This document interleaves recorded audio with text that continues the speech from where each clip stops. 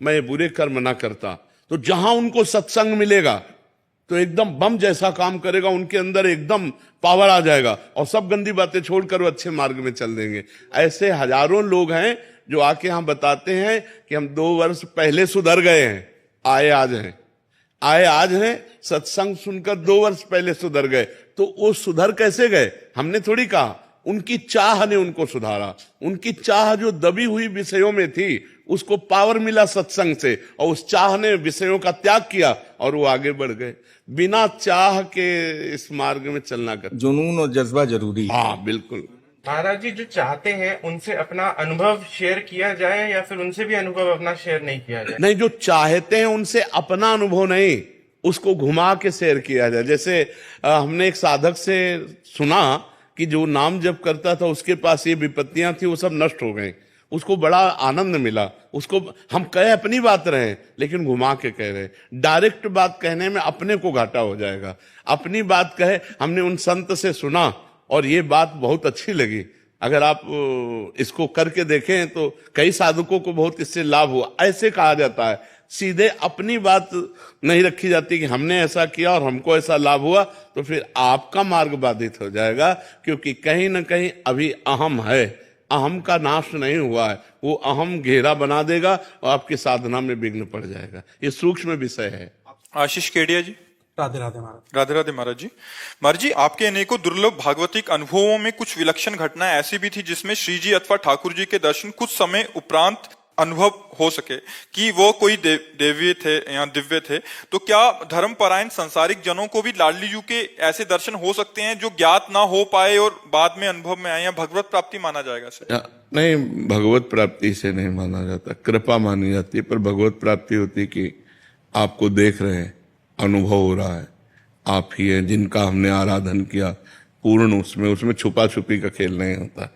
ये छुपा छुपी का खेल भगवत लीलाएं होती रहती हैं अपने दासों के साथ, पर साक्षात्कार ऐसे छुपा छुपी से नहीं होता।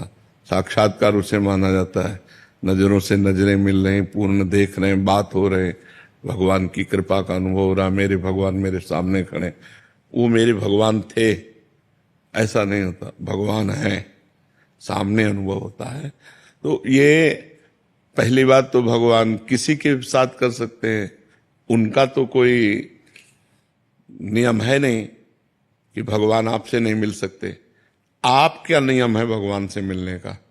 जीव के लिए नियम है कि आप ऐसे ऐसे चलो तो भगवान मिल जाएंगे, लेकिन भगवान तो किसी से भी मिल सकते हैं, कभी भी मिल सकते हैं। भगवान तो घोर पतित के गले लग सकते हैं, पतित पावन है।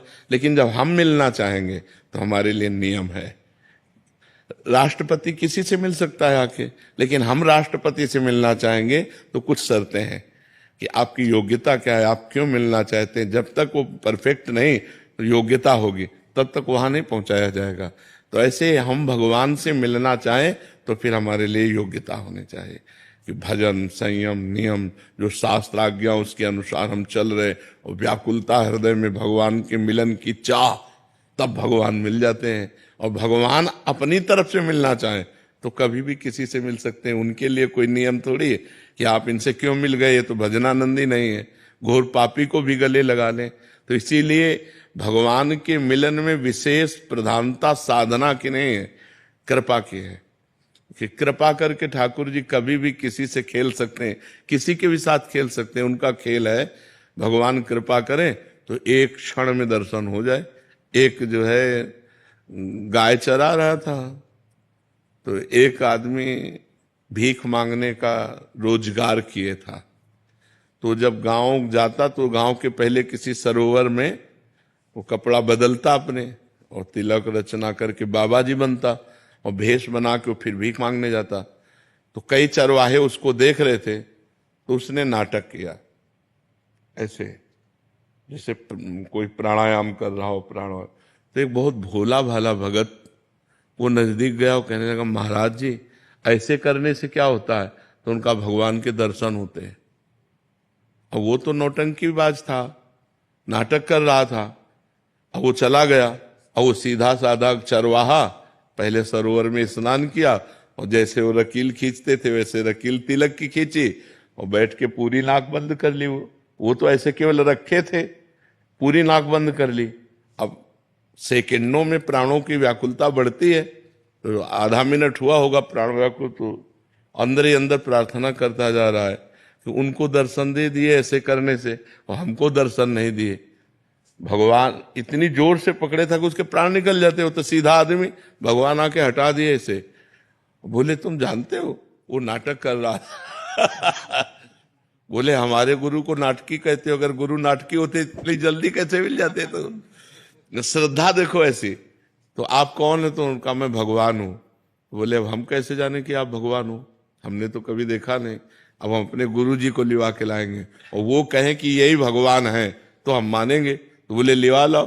बोले ऐसे नहीं, तुम चले जाओगे। अपने गमछा से भगवान को पेड़ में बांधा और दौड़ते हुए गांव गया और बोला गुरुजी जैसे आप कर रहे थे वैसे हमने किया तो भगवान आ गए हैं, चलो केवल देख के तुम्हें बताना कि वही भगवान है कि नहीं।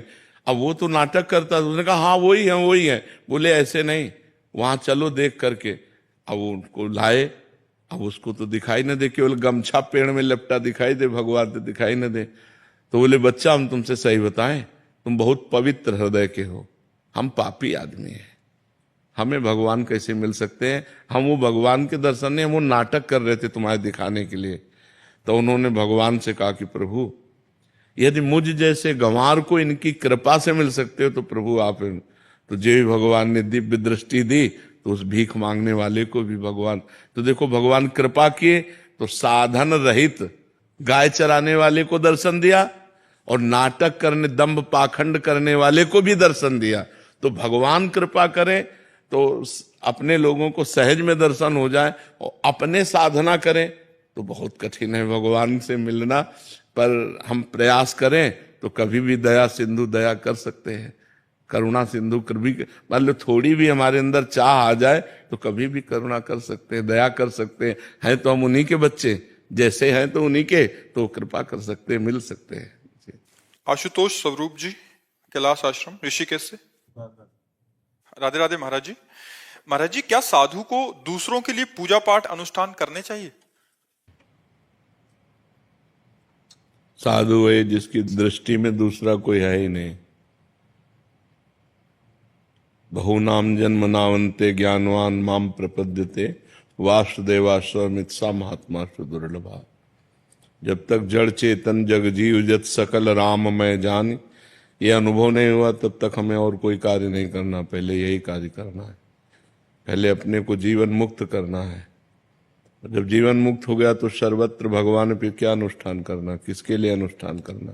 कोई दूसरा है ही नहीं, एक परमात्मा मात्र है। तो ये तो उपरोहित कर्म हो जाएगा, साधुता थोड़ी है, ये तो उपरोहित कर्म हो जाएगा। भक्तों के अनुष्ठान कराना, पूजा पाठ, फल रुपया पैसा लेना, वो उपरोहित कर्म है, वो कोई साधुता नहीं। साधुता में उदर पोषण के लिए माधुकरी वृत्ति, आकाश वृत्ति, ऐसे वृत्तियां, अजगर वृत्ति, ऐसी पवित्र वृत्तियां धारण की गई हैं। प्लेन लोग जैसे हैं कि जो प्रभु दे दे उसी से पालन होता है, न मांगना है, न कहीं दान पेटी है, न कहीं कोई फीस है।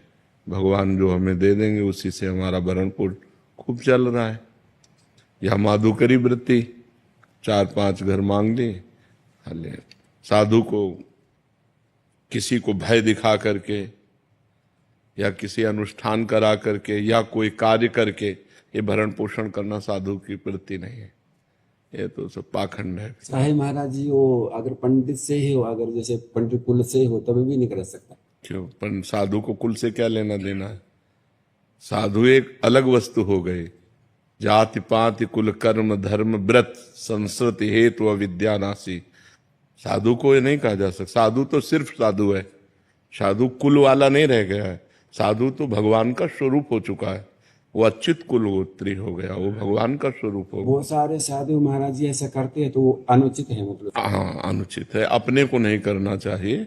दूसरे जो कुछ करें भगवान जाने, हम उनकी निंदा नहीं करेंगे। हाँ, आप साधु के लिए उचित, मतलब अगर प्रश्न हुआ तो उत्तर है साधु के लिए अनुचित है, ये धर्मयुक्त नहीं है, ये उसकी मर्यादा से विलग है। तस्मात् शास्त्रम प्रमाणमते कार्याकार्यो व्यवस्थितो। साधु के उदर पोषण के लिए ये जो वृत्तियां रखी गई हैं उन्हीं से अपना भरण पोषण करें, शास्त्र विपरीत भरण पोषण न करें। अब आपके पास वस्त्र नहीं है, किसी ने देखा दे दिया तो लपेट लिया, नहीं है तो दिगंबर घूम रहे हैं। हमने तो अपने आप को भगवान को दे दिया है। अगर वो वस्त्र मिल रहा है, हम किसी से वस्त्र मांगेंगे थोड़ी। वस्त्र दे दिया तो लपेट लिया, नहीं दिया तो दिगंबर घूम रहे हैं। भगवान दे ही देते हैं, ऐसी व्यवस्थाओं कर ही देते हैं। तो अब जो व्यवस्था, अब जैसे किसी व्यक्ति ने आपको 500 रुपए दिए तो आपको व्यक्ति से कोई परिचय नहीं पूछना, कोई मतलब नहीं रखना। अगर जरूरत है तो 500 रुपया ले लिया, भगवान ने दे दिया। अब उस व्यक्ति को धन्यवाद नहीं बोलना, उस व्यक्ति का चेहरा नहीं देखना कि दोबारा मिले तो फिर हम उससे, नहीं, निरपेक्ष वृत्ति रखनी चाहिए। निरपेक्षम मुनिम शांतम निर्वैरम समदर्शनम अनुब्रजाम्य हम नित्यम पूयत्यंगुरेण भी। जो निरपेक्ष है, किसी की अपेक्षा नहीं रखता, जो मननशील है, जो निर्वैर है, जो शांत है, जो समदर्शी है, वही साधु है। उसी की चरण रज के लिए भगवान कह रहे अनुब्रजाम्य हम नित्यम पूयत्यंगुरेण भी। तो साधुता एक बहुत सिंहवत है। चाह मिटी चिंता मिटी मनुआ बेपरवाह। किसी के अनुष्ठान कराने की जरूरत थोड़ी है, वो देख ले तो पवित्र कर दे समाज को। उसके शरीर से वायु निकल कर दूसरे शरीर को स्पर्श करे तो पवित्र कर दे। सुमिरन नाम पवित्र दरस परस अगनाश मम भक्ति युक्तो भुवनम पुनातु सतरत सतरत सा लोकांता देती तीर्थी कुर्वंत तीर्थानि। ये साधु है। साधु का जो स्वरूप है तीर्थी कुर्वंत तीर्थ, वह अनुष्ठान थोड़ी कराता है। उसके दर्शन स्पर्श संभाषण मात्र से लोक के लोग पवित्र हो जाते हैं। जी। भावना शर्मा जी, बेंगलोर से। राधे राधे गुरु। राधे राधे महाराज जी। गुरुजी, कमाई का कितना हिस्सा धर्म के मार्ग पर लगाना चाहिए अपने अपने सामर्थ्य? हमारी बात समझो। अगर कोई आपको एक्सीडेंट का केस दिखाई दे रहा है, आप दौड़ पड़ो, उसे उठाओ, गाड़ी में डालो, अस्पताल ले जाओ, जितना खर्चा लगे लगाओ। कोई भूखा दिखाई दे रहा है, अपनी भोजन की थाल उसे दे दो। कोई ठंडी से कांप रहा है, अपना कपड़ा उसे दे दो। ऐसा नहीं है कि हम महीने में निकाल करके रखें। हमें जहां जरूरत पड़ी, हाँ बहुत आ रहा हो करोड़ों में तो बहुत मिशन खुले, ऐसे जो धर्मार्थ मिशन है उनमें आप दे सकते हो। लेकिन गृहस्थी में जितना आ रहा है, अपने परिवार का पोषण करो, भगवान की घर में सेवा विराजमान करो, अतिथि सेवा करो, भूखे टूटे के साधु संत महात्मा, बीमार पशु पक्षी कोई भी हो, उसकी सेवा की भावना रखो। उसमें भी ये नहीं देखना है कि हमारा दशांश खत्म हो गया अब तो अब हम क्या खर्चा करें। नहीं, हम 2-4 दिन भले भूखे रह जाएं, लेकिन आज ये बीमार आदमी है, इसको हम दवाई दिलाते हैं, आज इसकी हम सेवा करते हैं। सेवा करने की भावना रखो, दान देने की भावना मत रखो। सेवा करने के लिए हमारे पास जो कुछ तन मन धन है, अगर जरूरत पड़ी हम दूसरों की सेवा में तन से भी लगेंगे, मन से भी लगेंगे और धन से भी लगेंगे। हमारी भावना तो ये है कि तो दियम वस्तु गोविंदम तो भ्यमेव समर्पय। हे भगवान, आपकी दी वस्तु हमारे पास है, जब जरूरत जहां जैसे पड़े हमें प्रेरित कर देना, हम सेवा कर देंगे। हम दान देने लायक नहीं है, क्योंकि दान अपनी वस्तु का दिया जाता है और वस्तु भगवान की है, तो हम क्या दान दें। भगवान की वस्तु जहां जरूरत पड़ेगी वहां लगा देंगे। वैसे शास्त्रीय नियम में बताया गया है कि 100 में 10 रुपए धर्म के लिए निकाल देने चाहिए। दशांश कहते हैं। 100 में 10 रुपए धर्म के लिए निकाल देना चाहिए कि भाई अगर हमारे पास 100 रुपए हैं तो 10 रुपए रखें, किसी धर्म कार्य में जब अवसर आएगा तो हम इसे लगा देंगे। ऐसा शास्त्रीय। पर हम कह रहे हैं कि अगर हमें जरूरत है उसको 100 रुपया की दवा दिलाने की, हमने 10 रुपया निकाल कर तो हम 90 और लगा देते हैं। भैया तुम्हारी दवा 100 की है, तुम जाओ और खाओ और स्वस्थ रहो। ऐसे भावना से करना चाहिए। अगर दान वाले सिस्टम पे तो फिर अब उसको 90 कहां से चलो, तो हम 90 का घाटा सह लेंगे, हम तुम्हें पूरे 100 दे देंगे। आज तुम्हें बीमार हो, आज तुम्हें आवश्यकता है तो हम तुम्हारी सहायता करते हैं। ऐसी भावना रखनी चाहिए। वैसे शास्त्रीय नियम दशांश निकालने का है कि 100 में 10 रुपया निकाल के रख दे। कभी तीर्थ यात्रा, कभी साधु सेवा, कभी गौ सेवा, कभी बीमार सेवा, उनमें लगा दे। ऐसा इसलिए देने की बात छोड़ो, अपने परिवार का बढ़िया पोषण करो, लड़का बच्चा को बढ़िया पढ़ाओ लिखाओ और जरूरतमंद की सेवा कर दो। कभी कोई भूखा टूटा प्यासा बीमार ऐसा जरूरतमंद दिखाई दे तो उसे अपना भी वस्त्र दे दे, कोई बात। मतलब हम साल ओढ़े, कोई कांप रहा है तो हम तो घर में जाके दूसरी व्यवस्था कर देंगे, उसको उड़ा देते हैं। ये है सच्ची सेवा। कोई भूखा है, हम अपने हिस्से का भोजन उसको दे देते हैं, ये सच्ची सेवा है जी। आयुष जी भोपाल से, प्रियंका जी गुजरात से। महाराज जी आप दोनों का सेम प्रश्न है। आप कहना चाह रहे हैं कि आप अपने अंदर के सूक्ष्म अहंकार को कैसे पहचानें और मिटाएं। जब किसी दूसरे पे दोष दर्शन होने लगे तो समझना चाहिए हम में अहंकार बढ़ रहा है। जब हम किसी के दोष देखें तो अपने में गुणाभिमान होता है, तभी दूसरे में दोष दिखाई देते हैं। और इस अहंकार का नाश गुरुदेव के चरणों का आश्रय, संतों के पावन चरित्र पढ़ने से और भगवान नाम जप करने से ये अपने आप नष्ट हो जाएगा। गुरुदेव के चरणों का दृढ़ आश्रय हो, भक्तों के चरित्रों का गायन श्रवण हो और खूब नाम जप हो तो यह अहंकार मिटिया मेट हो जाता है। भक्त चरित्र सुनने से लगता है मेरे में क्या भक्ति है, इनमें जो महान भक्ति रही, ये जो भजन किए उसमें मेरा भजन कितना, तो अहंकार नष्ट होता है। जब गुरुदेव के चरणों का आश्रय लेते हैं तो ये होता है कि मेरे से जो साधना बन रही हो तो गुरु कृपा से बन रही है, और नाम जप करने से हृदय पवित्र होता है। तीनों से अहंकार नष्ट हो जाता है। गुरु चरणों का आश्रय, भक्त के पावन चरित्रों का पठन श्रवण और गुरु चरणों का आश्रय से बहुत जल्दी लाभ मिलता है। जो गुरु चरणों के आश्रय में नहीं है तो अहंकार तो पोसता ही रहता है, फिर वो बढ़ता रहता है। और नाम जप बहुत जल्दी हृदय को पवित्र करता है। 3 साधन है अहंकार नष्ट करने के लिए। इनको चाहे अपने अहंकार का नाश करना, ये 3 साधन स्वीकार कर ले, गुरु चरणों का आश्रय, भक्त चरित्र और नाम जप। आशु सिंह जी हनुमानगढ़ से। राधे राधे महाराज जी। महाराज जी जब नाम जप सिमरन करते हैं तो शरीर ही नाम जप करता है, मन कभी भूतकाल में चला जाता है, कभी भविष्य में चला जाता है, पर तो महाराज जी इधर उधर घूमता रहता है। ये इसको कैसे एक जगह हाजिर करते रहो? लग जाएगा। अभ्यास योग युक्तेन चेतसा नान्यगामिना। अभ्यास बनाओ, जहां जहां मन भाग के जाए उसे नाम जप में लगाओ, बार बार लगाओ। दीर्घ काल निरंतर सत्कार सेवितो दृढ़ भूमि। दीर्घ काल तक यदि ऐसा अभ्यास करोगे आदर पूर्वक तो दृढ़ हो जाएगा, मन लगने लगेगा। आप चिंता मत करो। ना मन लगने पर भी जो जबान से नाम लिया जाता है वही निष्पाप कर देता है। ये आप जी ने जो कहा था ना लिख कर नाम जो करो, हाँ। उससे फर्क पड़ने लगा है। हाँ, धीरे धीरे आ जाएगा, धीरे धीरे आ जाएगा। अभ्यास योग युक्तेन चेतसा नान्यगामिना।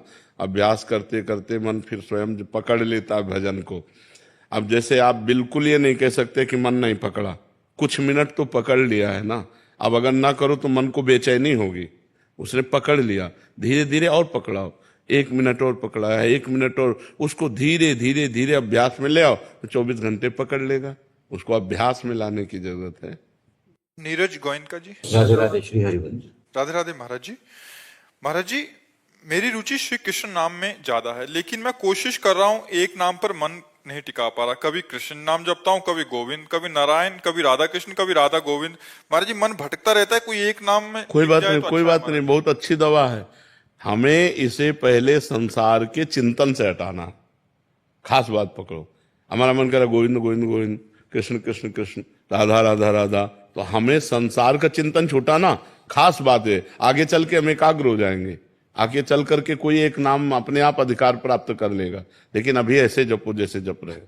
जब जहां मन लगे, जब मन कहे राम राम तो राम राम को, मन कहे कृष्ण कृष्ण कृष्ण कृष्ण को, पहले संसार का चिंतन छूटे। फिर वो बात एक आ जाती है एकाग्रता की प्रियता की एक नाम प्रिय हो गया, फिर उसी में हमारा मन लग गया। अभी तो ऐसे ही चलो जैसे चल रहे हो, खूब संसार का चिंतन छूटे, नाम भगवान का चले, ऐसा प्रयास करते रहो। महाराज जी आप तो राधा जी की सहचरी हैं, आपको राधा जी का प्रिय नाम पता है तो वो मुझे बताइए ताकि मैं एक निष्ठा से जप। गोविंद नाम, ठीक है। हाँ, तो स्वयं श्री जी जपते, तो ऐसे आमे नित्य प्रणयनि विदग्धे रस निदौ लालजू जपते हैं। तो श्यामेति सुंदर वरेति मनोहरेति कंदर्प कोटि ललितेति सुनागरेति। तुम कृष्ण कहो, गोविंद कहो, लाडली जी को बहुत अच्छा लगेगा। ठीक है, आप खूब नाम जप करें। जगजीत सिंह जी हनुमानगढ़ से। राधे राधे महाराज जी। महाराज जी, वैराग्य क्या है? दुनियादारी से दूर होना या स्वयं से अंतर्गत प्रेम प्रसार होना? त्याग, वैराग्य, उपरति, ये 3 शब्द शास्त्रों में आते हैं। त्याग कहते हैं भोगों की इच्छा भोगने की है, पर शास्त्र विरुद्ध है, हम नहीं भोगेंगे। हमें भगवत प्राप्ति करनी है, भोगों की भोगने की इच्छा है पर हम भोगेंगे नहीं, उसे कहते हैं त्याग। और भोग सामग्री पास है पर भोगने की इच्छा नहीं है, उसे कहते हैं वैराग्य। और भोग सामग्री है ऐसा बोध भी नहीं रह गया है, उसे कहते हैं उपरति। वैराग्य का तात्पर्य होता है भोगने की इच्छा ना रहना, राग रहित हो जाना। हमारा किसी भी वस्तु, व्यक्ति, स्थान से राग ही नहीं रह गया है। अपनापन केवल एकमात्र परमात्मा से रह गया है। कोई भोग भोगने की इच्छा नहीं। भोग की इच्छा का निरंतर के लिए त्याग हो जाना, उसे वैराग्य कहते हैं। किसका प्रश्न था?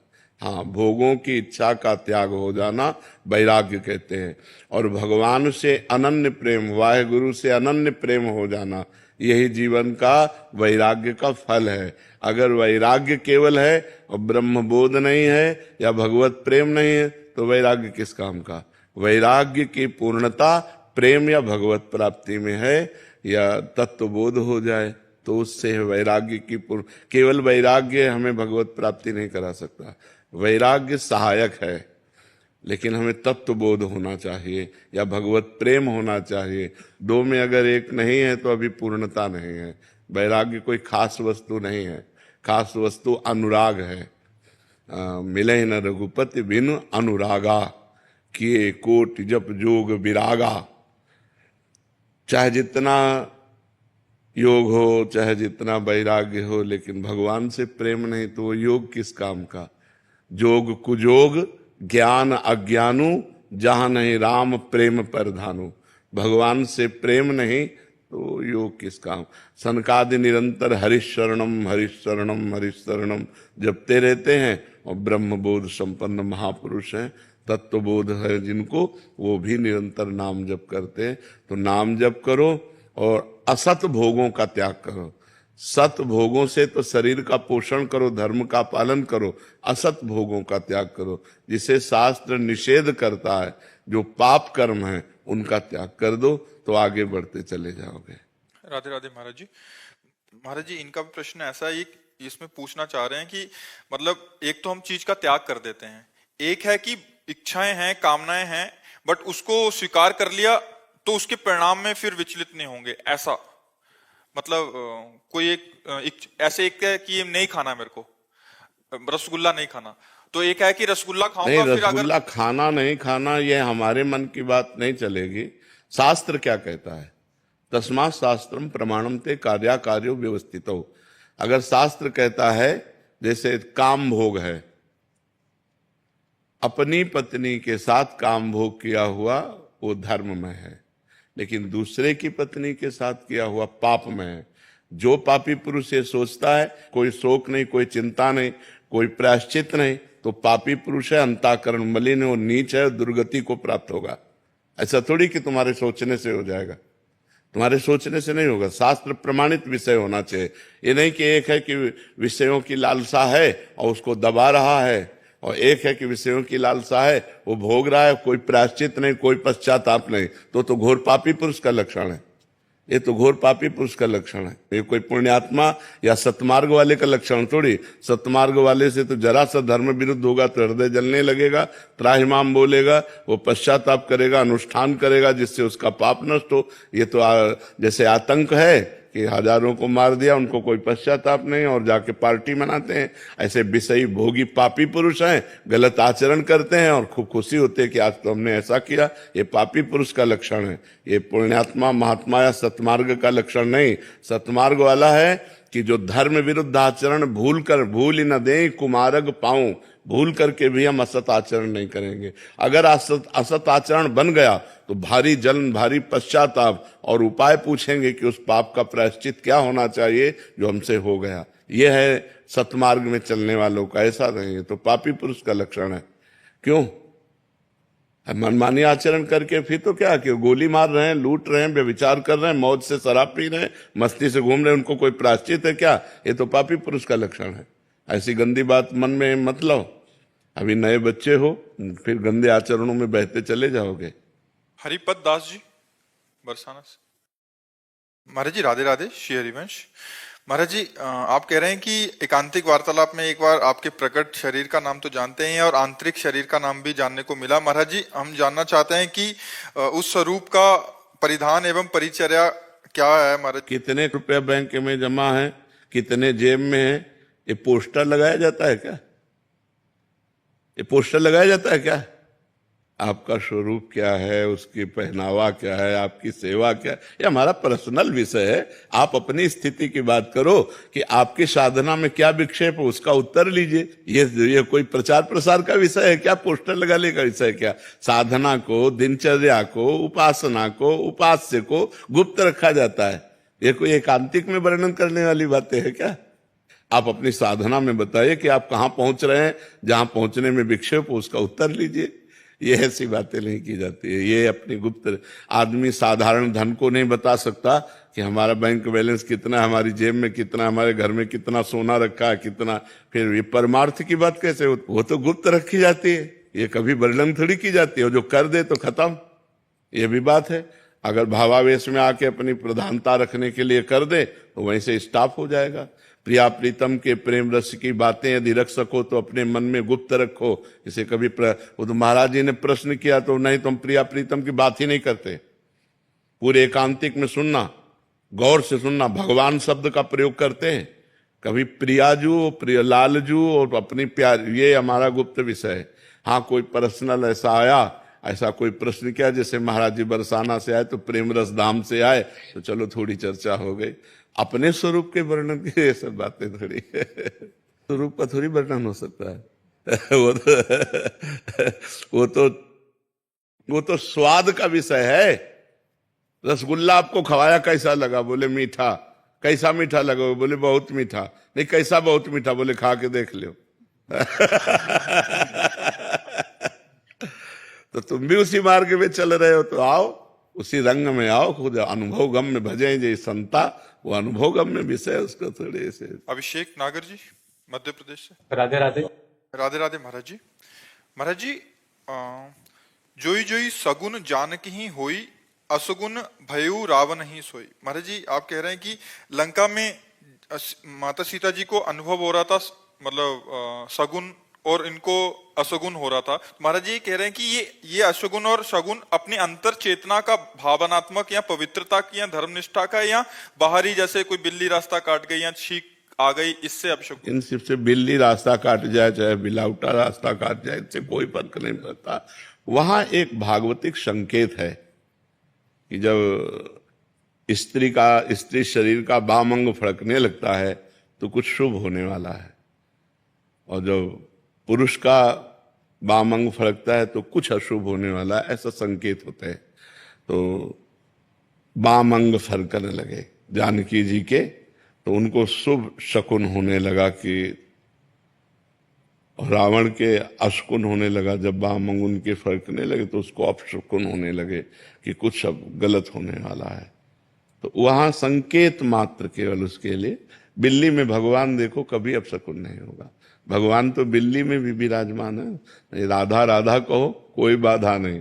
जब घर से निकलो तो राधा राधा राधा राधा राधा। जहां तुम्हें ऐसा लगे किसी ने छींक दिया, किसी ने अपशकुन कर दिया, किसी ने, तो वहां राधा राधा राधा बोलो। गांव में बहुत सी ऐसी प्रणालियां हैं, ये कोई शास्त्रीय नहीं है। शास्त्रीय ग्रह नक्षत्र हैं जो प्रतिकूल होने पर दंड देते हैं और अनुकूल होने पर सुख सुविधा देते हैं। तो समस्त ग्रहों की शांति के लिए भगवान का भजन करें। वो सर्वलोक महेश्वर हैं, उनके भजन करने से कोई ग्रह नक्षत्र प्रतिकूल होने पर भी प्रतिकूल फल नहीं देता, और भगवान से विमुख है तो अनुकूल होने पर भी अनुकूल फल नहीं देता। जो भगवान शंकर सहस विष्णु अज तो ही सकहि न राख राम कर द्रोही। तो हमें विचार करना चाहिए, और ये छींक और ये सब इन बातों पर ध्यान नहीं देना चाहिए कि बिल्ली रास्ता काट गई। बिल्ली में भी भगवान है, भगवान रास्ता काट गए, क्या फर्क पड़ता है? कुछ नहीं होता। नाम चल रहा है ना, सब मंगल होगा। और नाम नहीं चल रहा, चाहे जितने शकुन हो, अमंगल ही है। का हनुमंत विपत्ति प्रभु सोई, जब तो सुमिरन। बस खास बात यही पकड़ो, बिल्ली काटना विपत्ति नहीं है, भजन छूट जाना विपत्ति है। कहे हनुमंत विपत्ति प्रभु सोई, जब तो सुमिरन भजन न होई। शास्त्रीय वार्ता को स्वीकार करना चाहिए। ग्रामीण वार्ता तो बहुत ही विचित्र, खाली बाल्टी देख लिए, अब वो पानी लेने जा रहा कुआं में, हम घर से निकले, इसने खाली बाल्टी दिखा दिया, अब शकुन हो गया। अब गाली और लाज, अब शकुन बाद में होता, लाज जूता उसी समय शुरू हो गया। गांव की बातें तो ग्रामीण बहुत ही विचित्र बातें। गांवों की बातों में तो शास्त्रीय बात माननी चाहिए। राधा केसरी जी बरेली से। राधे राधे महाराज जी। गुरुदेव भगवान, हम रोज नियम से एकांतिक वार्तालाप सुनते हैं तो देखता हूं कि आपको बहुत प्यार करने वाले प्रिय भक्त हैं, उनके प्यार के आगे मेरा प्यार तो कुछ भी नहीं है, और अपने आप को बहुत छोटा महसूस करता हूं। गुरुदेव भगवान, इन सब भक्तों को देखकर हृदय में बहुत जलन सी होती है, ये जलन कैसे खत्म होगी महाराज जी? भक्ति का तो ये स्वरूप है कि अपने इष्ट को जब कोई प्यार करता है तो हम उसकी चरण रज माथे पे लगाते हैं। हमें ईर्ष्या नहीं होती, हमें जलन नहीं होता। जो हरिवंश को नाम सुनावे, तन मन प्राण तासु बलिहारी। जो हरिवंश उपासक सेवै, सदा सेवूं ताके चरण विचारी। यदि हमारे गुरुदेव से जो प्रेम करते हैं तो हमें ईर्ष्या नहीं होती, हमें उनकी चरण वंदना करने का मन होता है कि अहो भाग्य, धन्य भाग कि आप हमारे गुरुदेव की सेवा करते हैं, आप हमारे गुरुदेव की आज्ञा में रहते हैं, आप हमारे गुरुदेव को प्यार करते हैं, इसलिए हम आपको बहुत प्यार करते हैं, बहुत आदर करते हैं। भक्ति ईर्ष्या नहीं पैदा करती, भक्ति प्रेम पैदा करती है। तो ये गलत बात है, इसको हटाओ अंदर से, ये ठीक बात नहीं है। जो गुरु को प्रेम करने वाले हैं उनको मानसिक नमस्कार करे कि धन्य भाग, आप इतना प्रेम करते हैं, काश हमारे अंदर भी ऐसा भाव हो कि हम आप जैसा गुरुदेव से प्यार कर पावे। ये बात तो है, उनकी चरण वंदना करें, उनके प्रति सच्चे भाव रखें, ईर्ष्या न करें। ईर्ष्या करना भक्ति नहीं है, ये गलत है, ये शास्त्र विरुद्ध है, ये भक्ति विरुद्ध है। भक्ति ईर्ष्या नहीं कराती, भक्ति प्रेम कराती है जी। पर जी ऐसा भाव भी हो सकता है कि वो आगे निकला जा रहा है, मैं पीछे वहीं की वहीं रह तो गई। उसकी चरण धूल माथे पे रखो।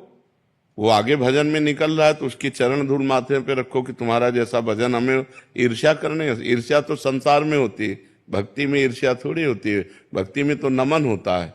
अपने से बड़े भक्तों के तो चरणामृत पिया जाता है, जूठन पाई जाती है, उनकी चरण रज माथे पे लगाई जाती है, उनकी दास्ता स्वीकार की जाती है, ईर्ष्या थोड़ी की जाती है।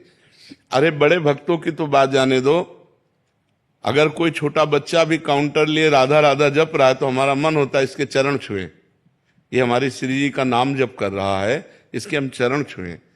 गोस्वामी तुलसीदास जी कह रहे, तुलसी जाके मुख से धोखे निकसत राम, ताके पग की पग तली मोरे तन की चाम।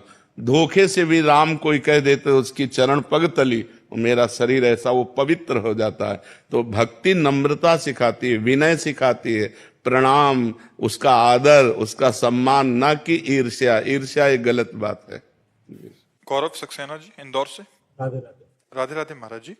महाराज जी, मेरी जिज्ञासा कर्म समर्पण को लेकर है। आपने पहले बताया है कि हमें केवल अपने सत्कर्मों को ही अपने इष्ट को समर्पित करना है, असत्य कर्मों को नहीं, क्योंकि असत्य कर्म समर्पित करने से वो वापस लौट कर आते हैं और हमारा बुरा कर देते हैं। किंतु महाराज जी, हम तो अब शरणागत हैं, तो कोई भी कर्म हमारा बुरा, जिस दिन शरणागत हो जाओगे तो बुरा कर्म होगा ही नहीं, पहली बात। अभी शरणागति का प्रोसेस चल रहा है।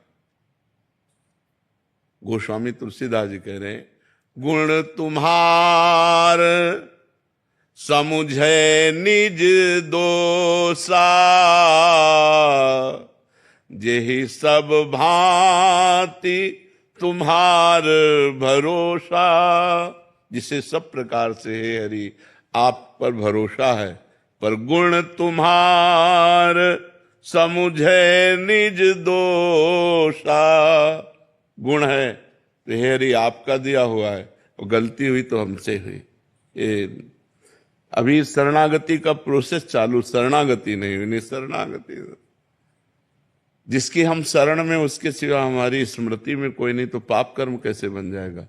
पाप कर्म तो तब बनता है जब खाली समय मिलता है ना, ध्यायते विषयान पुंसास संगास्तेषु उपजायते, जब हम विषयों का ध्यान करते हैं, चिंतन करते हैं, तो विषय भोग की इच्छा जागृत होती है, तभी हमसे पाप बनता है। और जब हम हर समय राम कृष्ण हरि जप रहे हैं, क्योंकि हम शरणागत हैं और भगवान, अच्छा शरणागत से अगर कोई चूक होने वाली है, सही में शरणागत जो है, तो करऊं सदा तिनकै रखवारी, जिम बालक राखे महतारी। मैं उन भक्तों की सदैव रक्षा करता हूं जो मेरी शरण में है, जैसे माँ अपने बच्चे की रक्षा करती है। तो पाप कर्म की संभावना नहीं, अगर बन जाता है तो हम प्रायश्चित करते हैं, हम हृदय से पश्चाताप करते हैं, भगवान से विनय करते हैं, मेरे से गलती हो गई, और उस कर्म को नष्ट करते हैं भजन के द्वारा, ना कि जमा करते हैं। उसको नष्ट करना है, पाप कर्म को नष्ट करना है और सुकृतों को भगवान के चरणों में समर्पित कर देना है। भगवान से ये जरूर कहना है कि हे नाथ, मैं आपकी शरण में हूं, अब मेरा बस नहीं कि मैं ये ना करूं, मैं चाहता हूं कि ना करूं, पर मेरे से हो रहा है, नाथ मुझे बल दीजिए और क्षमा कीजिए प्रभु मेरे। और हृदय में जलन होनी चाहिए कि मेरे से ऐसा क्यों हो गया, वो सब समाप्त हो जाएगा। नाम जब चल रहा है वो भस्म कर देगा, उसे जमा करने की जरूरत नहीं, जमा करना है सत्कर्म। समझ पाए आप? जो संशय और क्रियान्मान है उनको भी क्या हम कर सकते, समर्पण? संशय क्यों है? संचित कर्म, संचित, जो संचित कर्म है वो हमारे बस के नहीं हो, समर्पित करने के नहीं हो, तो गोदाम में अपने आप आग लगाएंगे जिनकी हम शरण में हैं। जो क्रियमाण है, वर्तमान में जो कर्म हो रहे हैं, वही तो समर्पित करना है। प्रारब्ध को भोगना है, संचित को प्रभु भस्म करेंगे, क्रियमाण को हम समर्पित किए दे रहे हैं, हमारा जीवन बिल्कुल मंगलमय हो जाएगा। जी। आयुष जी हरियाणा से। राधे राधे। राधे राधे महाराज जी। बाबा, जल्दी से जल्दी स्वामी जी का साक्षात्कार, उनका भाव एवं नित्य विहार प्रकट हो जाए, ऐसा क्या करूं, कौन सा साधन करूं, कैसी रहनी दिनचर्या? जरूरी स्वामी जी का साक्षात्कार नहीं है, जरूरी है स्वामी जी की आज्ञा का पालन करना। यदि हम स्वामी हरिदास जी की आज्ञा का पालन करें, रोज केलीमाल जी का पाठ करें और हर श्वास में कुंज बिहारी श्री हरिदास कहें, तो कोई प्रश्न की जरूरत नहीं पड़ जाएगी, अपने आप सब ठीक हो जाएगा। हर श्वास कुंज बिहारी श्री हरिदास और केलीमाल जी का रोज पाठ, पूरा रोज पाठ केलीमाल जी का करो और कुंज बिहारी श्री हरिदास श्वासों से ना बिसरे, तो श्यामा प्यारी कुंज बिहारी खेलने लगेंगे। और जब श्यामा प्यारी कुंज बिहारी खेलेंगे तो वो होगी गोद हरिदास की, तो एक ही बात हो गई, हरिदास जी की गोद में श्यामा प्यारी कुंज बिहारी का साक्षात्कार हो जाए। राधा वल्लभ श्री हरिवंश। महाराज जी, मैं गांव के मंदिर में कितनी बार, और लिखा बागेश्वर धाम में बहुत जगह, महाराज जी मैंने बहुत कसमें खाई कि मेरा ब्रह्मचर्य ना टूटे। कसमें से ब्रह्मचर्य नहीं रुकता है, कसम खाने से ब्रह्मचर्य नहीं रुकता, सात्विक भोजन पाने से रुकता है। कसम खाने से थोड़ी होगा। सतोगुणी भोजन पाओ, मोबाइल से गंदी बातें मत देखो, गंदे बच्चों का संग मत करो और हस्त मैथुन करने की चेष्टा मत करो, तो कुछ दिनों में ब्रह्मचर्य ठीक हो जाएगा। सुबह 2-3 किलोमीटर दौड़ लगाओ, 15-20 मिनट दंड बैठक मारो, बढ़िया शीतल जल पियो, सात्विक भोजन पाओ, अभी दिमाग ठीक हो जाएगा। अब देखोगे मोबाइल से गंदी बातें, गंदे बच्चों का संग करोगे, हस्त मैथुन करोगे, ब्रह्मचारी बनने के लिए कसम वसम थोड़ी रोक लेगी, कसम थोड़ी रोक लेगी। हाथ से गंदी क्रियाएं कर रहे हो तो उसमें कसम क्या करेगी? चाहे गंगा कसम खाओ, चाहे भगवान कसम खाओ, सब टूट जाएंगी। कसम तब रुकती है जब हृदय पवित्र होता है, हृदय से निश्चय होता है, तब रुकती है। बात समझ में आई बच्चा? कसम टूटने का पाप जो बना है उसका नाम जप करो, भगवान का नाम जप करो, आगे से गंदी बातें मत करो, ठीक हो जाएगा। दौड़ भाग करो, शरीर को थकाया जाता है, ब्रह्मचर्य के लिए शरीर को थकाया जाता है। इससे खूब सेवा, खूब व्यायाम, प्राणायाम, नाम जप, खूब इसे थकाया जाता है, तब ब्रह्मचर्य पचता है। ऐसे ब्रह्मचर्य थोड़ी पचता है। महाराज जी, भगवान का प्रेम पाने के लिए हाँ, सब इसी में हो जाएगा। पहले गंदी आदतें तो छूटे, तब भगवान से प्रेम हो। पहले गंदी आदतों में जो प्रेम है वो छूटे, तब आगे की बात बने। खूब नाम जप करो और शरीर स्वस्थ रखो, पवित्र आहार करो, गंदे दृश्य, गंदे बच्चों का संग त्यागो। मोहित जी करनाल से हरियाणा। राधे राधे। राधे राधे महाराज जी। महाराज जी, कुछ दिन पहले आपने नाम की संख्या का वर्णन किया था। आपने बताया था कि 1 करोड़ नाम जप होने पर शरीर निष्पाप हो जाता है और 2 करोड़ पे धन का अभाव खत्म हो जाता है। महाराज जी, मैं इस स्थितियों को प्राप्त करना चाहता हूँ। महाराज जी, मुझे कोई एक नाम दे दो और उसका नियम या सावधानियां बता दीजिए। बस राधा राधा राधा राधा राधा राधा अपवित्र पवित्रो वा सर्वावस्थांगतो पिया स्मृत पुंडरीकाक्षम सवायाभ्यंतरा शुचि। जो नाम जप करता है तो बाहर और भीतर से पवित्र हो जाता है। चाहे शौच में बैठे हो, चाहे पवित्र हो, किसी भी स्थिति में निरंतर नाम जप करो। आप बस काउंटर का प्रयोग लेटरिंग में बैठ के मत करना। हाँ, बकाया हर समय गिनती करो, बहुत सुंदर देख लेना, खुद निहाल हो जाओगे। नहीं महाराज जी, अभी तक जपता था तो कई बार ना काम और क्रोध गिरा देता है महाराज जी, क्रोध अधिक। कुछ भी गिरा दे, फिर खड़े हो, फिर चलो, राधा राधा राधा, बहादुर की तरह चलो। ठोकर लग जाए, गिर जाने पर हमें रास्ता नहीं रुकना। ऐसे ही काम क्रोध आदि यदि हमें गिरा देते हैं तो हमें रुकना नहीं, फिर खड़े हुए, फिर चले, राधा राधा राधा, फिर गिर गए, फिर राधा राधा राधा राधा। एक दिन गिरना बंद हो जाएगा और हम क्रॉस कर जाएंगे। चलते रहो, चलते रहो, बस खान पान गलत ना होने पावे। अगर खान पान गलत करोगे तो बुद्धि भ्रष्ट हो जाएगी। फिर अब जैसे मान लो मदिरा पी लिया, मांस खा लिया, इधर गंदे भोजन पा लिए, तो ये फिर हाँ, कोई गंदा आचरण मत करो, गंदा भोजन मत करो, निकल जाओगे। खूब नाम जप करो संख्या पूर्वक कि इतने आज जप किए और बढ़ाया, इतने आज किए, इतने आज किए, उससे मन लगता है। अनिकेत सिंह जी, मुंबई से। राधे राधे। राधे राधे महाराज जी। महाराज जी, इनका जैसे आप कहते हैं कि संसार दुखालय में, कोई भी किसी का साथ नहीं था। ये कह रहे हैं कि मैं किसी की भी मदद करता हूं तो मदद लेने के बाद वो इंसान मतलब बदल सा जाता है, फिर उसका भाव अलग से दिखते हैं। महाराज जी, ऐसे में मदद करूं आगे या किसी की यहाँ मदद करना ही? देखो, मदद करो इंसान से, बदले में कुछ चाहो मत, भगवान से चाहो। इनको तुमने 500 रुपया दिया, उसका हिसाब मालिक देगा, इनसे नहीं लेना। इनसे इच्छा मत करो कि लौट कर आपको थैंक यू बोले, नहीं, ऐसा नहीं। विपरीत हो जाते हैं। हाँ, हो जाने दो ना, हमें उससे कोई लेना देना नहीं। हमने परोपकार किया, इसका फल भगवान मुझे देंगे, इंसान क्या देगा? उसको तो आपने स्वयं दिया है, वो उससे लौट कर आप क्या चाहते हो? नहीं, यही हमारी कमजोरी है अध्यात्म में, यही हमारी कमी है कि हम दूसरों को जब सुख देते हैं, जैसे वस्त्र, भोजन, रुपया, पैसा, सहयोग जो भी देते हैं, उसके बाद में हम चाहते हैं कि वो हमसे नम्र रहे, वो हमसे कृतज्ञ रहे, वो हमें प्यार करे, वो हमारा सम्मान करे। लेकिन नहीं करेगा, क्योंकि वो माया के द्वारा प्रेरित है, वो नहीं करेगा। ज्यादा आप उपकार करोगे तो आपको बुद्धिहीन समझेगा। लेकिन आपको अपनी स्थिति में रहना है कि इस व्यक्ति के आचरण से या इस व्यक्ति के व्यवहार से मुझे दुखी नहीं होना, क्योंकि मैंने जो उपकार किया, परमात्मा उसका मुझे हिसाब देगा। मुझे ये क्या देगा हिसाब? तो परोपकार का हिसाब परमात्मा देता है, तो हमें परमात्मा से लेना है या व्यक्ति से लेना है? अगर व्यक्ति को आपने पानी पिलाया और हाथ जोड़कर बोल दिया धन्यवाद आपने पानी पिलाया, तो हो गया आपका पानी पिलाने का हिसाब। और अगर वो चला गया तो पानी पिलाने का हिसाब ठाकुर जी देंगे। जब भगवान देंगे तो बहुत ज्यादा देंगे। तो हमको व्यक्ति से धन्यवाद लेने से क्या मतलब है? हम तो मनाएंगे कि वो हमें धन्यवाद न दे, वो चुपचाप चला जाए, हम प्रभु से लेंगे, तो आपको प्रसन्नता रहेगी। जब आप किसी का परोपकार करें और वो आपको प्रतिकूलता दे, आपका अपमान करे, तो आपका परोपकार सरकारी बैंक में जमा हो गया। अब उससे जो लाभ मिलेगा वो बेचारा व्यक्ति क्या दे सकता था आपको, समझ रहे ना? तो वैसे भी देहाती भाषा में कहते हैं नेकी कर दरिया में डाल, कहते हैं नहीं कि अच्छाई करो और दरिया में बहा दिया, मतलब उसकी याद भी मत करो कि मैंने इसके साथ नेकी की थी, तभी वो नेकी फलीभूत होती है। और हम लोग थोड़ा मनुष्य स्वभाव होने के कारण ये चाहते हैं कि यार थोड़ा सम्मान देता है यार, और ऐसा पक्का है तुम्ही को नहीं, कोई भी करे उसको झटका लगता है, उसको झटका लगता है। लेकिन परमार्थ क्या कहता है? तेरे से थोड़ी लेना है, मुझे तो मालिक से हिसाब लेना है, नेकी कर दरिया में डाल। जी। हेमंत सिंह जी, जयपुर से। राधा राधे राधे महाराज जी, गुरुदेव प्रणाम। महाराज जी, मन में हमेशा ये प्रश्न रहता है कि मेरी उम्र में, मतलब 22-23 साल की उम्र में, क्या युवकों को पूजा पाठ, माला जप को अधिक महत्व देना चाहिए? बहुत बहुत, क्योंकि अगर इस अवस्था में नहीं किया ना तो किसी अवस्था में नहीं कर सकते।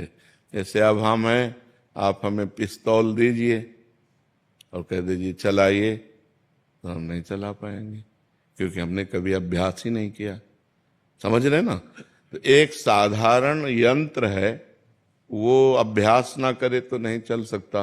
अब हमें पता ही नहीं कि कहाँ से चलता है, कैसे चलता है, क्या है। तो आपने जीवन में कभी पूजा नहीं किया, कभी भजन नहीं किया, कभी भगवान से चित्त नहीं जोड़ा, तो आप बुढ़ापे पे थोड़ी जुड़ सकते हैं, क्योंकि अभ्यास नहीं किया ना। तो गंदी बातों का अभ्यास इस अवस्था में ज्यादा होता है। तो हमें चाहिए कि अपनी गंदी बातों को रोककर अच्छी बातों का अभ्यास करें, सद्गुण लाएं। भगवान की पूजा भजन में जब हम चित्त जोड़ेंगे तो हमारे अंदर अच्छाइयाँ आएंगी और बुराइयों का नाश होगा। तो बुराइयों का नाश हो और अच्छा आदमी बने, समाज की सेवा करे, राष्ट्र सेवा करे, परिवार की सेवा करे, यही मनुष्य जीवन का लाभ। देखो, आप जैसे नए बच्चे जब गंदी बातों में फंस जाते हैं तो ड्रग्स लेने लगते हैं, नशा करने लगते हैं। तो जवानी में यदि सद्गुण ना हो तो दुर्गुणों की बाढ़ आ जाती है और लोग गंदे आचरणों में उतर जाते हैं। जवान बच्चे माताओं बहनों की जंजीरें छीन लेते हैं, मोटरसाइकिल से निकले और ऐसे पकड़ा, अब वो गिरे चाहे मरे चाहे कुछ भी हो, चोरी करने लगते हैं, बुरे आचरणों में उतर जाते हैं। और अगर आप सच्चे अच्छे बच्चे बनेंगे तो आप जैसे बच्चे समाज का उद्धार कर देंगे। मान लो एक कोई भी पद मिल जाए, नेता बन जाओ, चाहे आप कोई पदाधिकारी बन जाओ, या आप साधारण पुरुष भी रहो, तो भी आप समाज का उपकार करेंगे। तो सद्गुण बिना भगवान के चिंतन से तो आएंगे नहीं। देखो, आप जब पूजा करोगे, भजन करोगे और आपको कोई शराब दे, कहोगे यार नहीं, मैं पूजा भजन करने वाला हूं, मैं ये सब लेने वाला नहीं हूं। अपने आप आपका मन कहेगा नहीं यार मैं नहीं। और अगर आप पूजा भजन नहीं करते तो आपके अंदर उद्दंडता रहेगी, फिर पार्टी ज्वाइन होगा, शराब, मांस, व्यभिचार, ये गंदी बातें रहेंगी। तो हमें लगता है बाल्यावस्था से अच्छे गुणों की तरफ चलना चाहिए, बुराइयों का त्याग करना चाहिए। पूजा भजन का मतलब बाबा जी बन जाना नहीं है। पूजा भजन का मतलब है अच्छे सद्गुण धारण करना, अच्छे सद्गुण धारण। आप ऐसे ही रहो, लेकिन साधुओं के वचन सुनो, सत्संग सुनो, अंदर ही अंदर नाम जप करो, माता पिता के चरण छुओ, उनकी सेवा करो, परोपकार करो, एक अच्छे आदमी बन गए। आप बन गए कि नहीं? हाँ, हम ये कहते हैं, मान लो जैसे समाज में तुम्हें चंदन तिलक लगाने में, कंठी बांधने में लगे कि लोग कहेंगे दिखावा करता है, मत करो। अच्छे अंदर सद्गुण धारण करो। अंदर वाली बात आपकी मजबूत होनी चाहिए। अंदर आप राधा राधा जप रहे, कौन जानता है नहीं? तो अंदर नाम जप करो और अंदर सद्गुणों को बढ़ाओ, बुराइयों का त्याग करो, अच्छे आदमी बनो। यही मनुष्य जीवन का लक्ष्य है जी। स्वामी राम राज्यम जी बरसाना से जी। राधे राधे महाराज जी। महाराज जी, श्रीमद भागवत जी के गोपी गीत इस बात का संकेत है कि गोपियों को भगवान श्री कृष्ण के ईश्वर तत्व का भान था। और श्लोक संख्या इसमें एक लिखा है कि वो कह रहे हैं कि तुम समस्त शरीरधारियों के हृदय में अंतर्यामी रूप से रहने वाले साक्षी हो। वह कह रहे हैं ना कि आप केवल यशोदानंदन नहीं हो, अखिल अखिल देहधारियों के अंतर में विराजमान परमात्मा हो। न खलु गोपिका नंदनो भवा अखिल देहिना मंत्रात्मदृक् विखन सार्थितो विश्व गुप्तये सख उदयवान सात्वताम कुले। आप सात्वत कुल में जो उत्पन्न हुए हो, विश्व में तत्व रूप से गुप्त हो, यशोदानंदन ही केवल नहीं हो, अखिल देहधारियों के अंतरात्मा हो जी। तुम ब्रह्मा जी की प्रार्थना से विश्व की रक्षा करने हेतु यदुवंश में पैदा हुए हो। महाराज जी, फिर गोपियों को भगवान श्री कृष्ण से विरह का अनुभव क्यों हुआ? प्रेम। तत्व ज्ञान अलग चीज है। तत्वबोध होते हुए भी प्रेमी तत्व रूप में नहीं प्राप्त करना चाहता, प्रेमी प्रगट रूप में भगवान को प्राप्त करना चाहता है। वो कह रहे मैं जानती हूं, मुझे ये बोध है कि आप सर्वत्र व्याप्त हैं, लेकिन सर्वत्र व्याप्त से मुझे संतोष नहीं है। रुदु सुस्वरम राजन कृष्ण दर्शन लालसा, तो तासा महावीरभूत छौरी। उसी समय उन्हीं के बीच में भगवान प्रकट हुए। पीताम्बर धरा सर्गवी साक्षात मनमथ मनमथा। वो तत्व रूप से नहीं प्रकट हुए, वो श्री कृष्ण रूप से प्रकट हुए। उनका तत्व प्रेम नहीं है। तत्व समझाने गए उद्धव तो कहते हम जानते हैं, लेकिन हमारा प्रेम जो श्री कृष्ण रूप से है, जित देखूं तित श्याममयी। तुम जो तत्व ज्ञान समझाने आए हो आत्म तत्व का, उद्धव मन न भये 10-20 एक हो तो सो गयो श्याम पे। तो आत्म तत्व किसका समझा रहे? उन्हीं का समझा रहे। श्याम सुंदर की तो आत्म स्वरूप है, लेकिन प्रेमी तत्व रूप में नहीं, प्रेमी साक्षात रूप में प्राप्त करना चाहता है, यही प्रेम का स्वरूप है। तत्व का साक्षात्कार सर्वत्र व्याप्त तत्व है, ये ज्ञान हर एक महापुरुष को होता है। जैसे हमारे यहाँ सहचरी भाव है, तो हमारे यहाँ उपदेश है, ये क्रूरापि पापिनो न च सताम संभाष्य दृश्याश्चये सर्वान्वस्तुतया निरीक्ष स्वाराध्य परम स्वाराध्य बुद्धिर्मम। जो क्रूर है, पापी है, दुष्ट है, नीच है, उनमें भी साक्षात राधा वल्लभ लाल विराजमान है, भावना करनी है। लेकिन हमारी तृप्ति इससे थोड़ी होगी, हमारी तृप्ति होगी निकष कुंज ठाढ़े भये भुजा परस्पर अंश श्री राधा वल्लभ मुख कमल निरख नयन हरिवंश। तत्व रूप में सर्वत्र विराजमान परमात्मा ये हमें संसार के इस प्रपंच से निवृत्त करता है। लेकिन प्रेमी रूप का आशिक है, रूप छके घूमत रहे तन को तनिक न भान, नारायण दृग जल बहे यह प्रेम पहचान। तन मन के बिछुरे नहीं, चाह बढ़े दिन रैन। बहुत सूक्ष्म विषय है, अगर आपने जो प्रश्न किया अगर उसे समझें आप, तन मन के बिछुरे नहीं पर चाह बढ़े दिन रैन, और कबहु संजोग न मानही देखें भरी भरी नैन। ये सबकी समझ में ले आएगी। अति आरति, आतुर, आरत दुख भरे नेत्र, आतुरता व्याकुल भरे नेत्र और देख रहे हैं। अनुरागी लंपट, भूल गई गति पलहू लगे ना, राधे तू मुख चंद्र चकोरे नैना। अरवरात मिलबे को निस दिन, मिले ही रहत मनो कबहु मिले ना।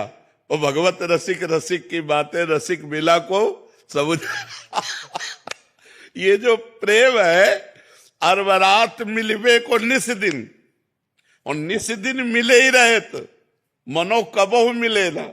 भगवत रसिक रसिक की बातें रसिक मिला को शब्द से कहला।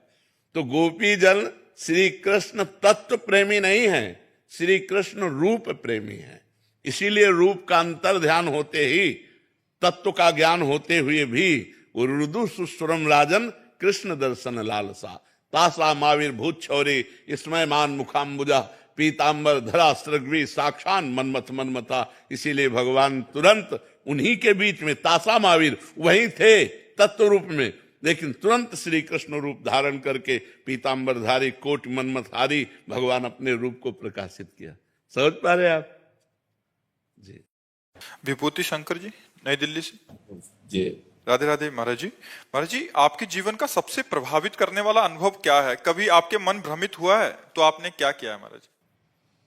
ये हमारे जीवन का सार, ये आश्रय, भगवान का भरोसा, भगवान का आश्रय। पहले कदम पे उत्तर यही हमें मिला था जब हम घर से भागे। 13 वर्ष के थे, कक्षा 9 के विद्यार्थी थे। तो जब भागे तो पहला प्रश्न हमारे हृदय में हुआ, तुम्हारा कैसे पालन पोषण होगा, कौन तुम्हारी रक्षा करेगा, कौन तुम्हें भोजन देगा। तो कदम लड़खड़ाए, क्योंकि घर नजदीक ही, अभी घर से भागे ही थे। सुबह प्रातःकाल 3 बजे माँ से केवल बताया था कि हम कल संत बन जाएंगे। उत्तर आया भगवान, हिम्मत बनी, फिर भागे। 15 किलोमीटर चलने के बाद एक भगवान शंकर का मंदिर है, नंदेश्वर महादेव, बहुत प्रसिद्ध महादेव हैं। वहां जाके बैठ गए, 12 बजे तक बैठे रहे। मन में आया भूख लगी, भोजन कौन देगा, मांगना आता नहीं था, बच्चे थे, विद्यार्थी थे। इतने में 1 लीटर दही लिए हुए एक आदमी आया और उसने पूछा ऐसे हमसे कि ये बच्चा, यहाँ एक सूरदास स्वामी रहते थे, वो उनके दरवाजा बंद है कुटिया का, कहाँ गए? हम कहा हम तो अभी अभी आए, हम किसी को जानते नहीं। बोले अच्छा तुम दही पी लो। 1 लीटर मीठा दही और गांव के दूध गढ़वा का लाल लाल दही ना, अरे पूरा दही पिया। और जब वो चले गए तो शंकर जी से ऐसे लिपट कर रोए कि आज मुझे विश्वास हो गया कि अब मुझे जीवन का पालन पोषण, इतना लंबा जीवन हो गया 13 वर्ष से लेकर अभी तक, तो मतलब 40-42 वर्ष तो हो ही गए, भगवान पार कर लाए। अब तो अंतिम फिल्म है कब कहा लीला समाप्त हो जाए। दोनों किडनी खराब है, रोज अतरे दिन डायलिसिस होता है, अब कब लीला समाप्त हो जाएगी। भगवान अब कब तक सेवा बदा है, जब तक आप लोगों की तब तक चला रहे हैं। नाम जब अगर होता रहे और बैठ के आसन पे नहीं हो तो नाम जप से मतलब बैठने खड़े होने से मतलब, चलते चलते हम नाम आड़े बैठे परे उताना, कबीर कहाँ हम राहे ठिकाना। हम खड़े हैं या बैठे हैं या चल रहे हैं या कैसे भी हैं, अगर नाम चल रहा है तो बात बन रही है। मैं नाम जप करता हूँ ना श्री जी की कृपा से। अभी 2 दिन पहले से आना था, एक भैया ने मुझसे कहा कि यूपी रहते, तो मैं उन्हें क्या जवाब दूंगा? कुछ नहीं, हमारी आदत हो गई अपने अपने अनुभव नहीं बताने। ये बिल्कुल सब लोग बात समझ लो। यदि अपनी भक्ति के अनुभव बताओगे कि मैं निरंतर नाम जपने का अभ्यास कर रहा हूं, रुक जाएगा। ये बिल्कुल भयभीत होने की बात है कि अपने साधन को गुप्त रखे। हम कै बजे उठते हैं, कै बजे क्या दिनचर्या होती, किसी को पता नहीं होना चाहिए। अगर कोई देख भी ले कि आप तो इतने बजे उठते हो, आप नहाते हो धोते हो, वो प्रेशर आ गया था इसलिए चले गए थे, रोज का थोड़ी। हमको अपने को छुपाना है। छुपा लोगे तो आपकी भक्ति बढ़ जाएगी, विघ्न पड़ जाएगा, आपकी साधना में विघ्न पड़ जाएगा। ये हम अपने अनुभव से कह रहा हूं, अपने अनुभव। अपनी कोई बात जैसे बात बतानी है तो संतों की बात कह के बता दे कि ऐसा ऐसा संतों ने कहा है। हम अपनी बात कहते हैं कि हम ऐसा किए तो ऐसा नहीं, बहुत गुप्त रखना। ये परमार्थ है। जैसे अपने धन को हम गुप्त रखते हैं, ऐसे हम अपने भजन रूपी धन को, अपनी दिनचर्या को गुप्त रखें। दीपाली सिंह जी मुंबई से। राधे राधे महाराज जी। महाराज जी, जीवन में हर शुभ कार्य शुरू होने से पहले आखिर इतनी बाधाएं क्यों आती हैं महाराज जी? नहीं, ऐसा नहीं है। ऐसा नहीं है कि सबके जीवन में बाधाएं ही आती है, ऐसा भी नहीं है। बड़े शुभ कार्य होते रहते, पर हाँ, जब हम शुभ कार्य करते हो हमारा बुरा प्रारब्ध होता है, तब बाधाएं आती है। ऐसा नहीं कि हर आदमी के शुभ कार्य करने में बाधाएं ही आती हो, ऐसे नहीं, सबके अनुभव ऐसे नहीं है। हमारा प्रारब्ध बुरा है और हमने शुभ कार्य शुरू किया तो बाधाएं और विघ्न आ जाते हैं, और उन बाधाओं विघ्नों को निवारण करने के लिए विघ्नेश्वर हैं। इसीलिए हम प्रथम गजानन की पूजा करते हैं, गणेश भगवान की पूजा करते हैं, वो विघ्नराज है। अगर हम कोई शुभ कार्य प्रारंभ करते हैं तो गणेशाय नमः शुरुआत उन्हीं से होती। गणानां त्वा गणपति गं हवामहे, प्रियाणां त्वा प्रियपति गं हवामहे, निधीनां त्वा निधिपति गं हवामहे। सर्व विघ्न हारक गणेश भगवान है। गणेश भगवान का चिंतन करे, भगवान का चिंतन करे, मंगल भवन भगवान श्री हरि का चिंतन करे। कौन सा विघ्न? जिते विनायक शुभ अशुभ, विघ्न करे नहीं कोई, विघ्न करे नहीं कोई, डरे कलिकाल कष्ट भय, हरे सकल संताप, हरसि हरिनाम जपत जय। जिस समय भगवान का सुमिरन करते हुए कदम बढ़ाओगे, उस समय हर विघ्न नष्ट हो जाएगा। देखो, हनुमान जी विघ्न के पुंज में प्रवेश कर रहे हैं, लंका में विघ्न का पुंज है, सब कुछ विपरीत है वहां। एक विभीषण जी, त्रिजटा, एक दो को छोड़कर सब पूरे के पूरे राक्षसी स्वभाव के ही है। प्रविश्य नगर की जय सब काजा, हृदय राख कौशलपुर राजा। यदि हृदय में हम भगवान का चिंतन करते हुए कोई भी शुभ कार्य करें तो बाधा नहीं, हमें बाधा नहीं पहुंचा सकते। जहां राधा है वहां बाधा कहाँ है?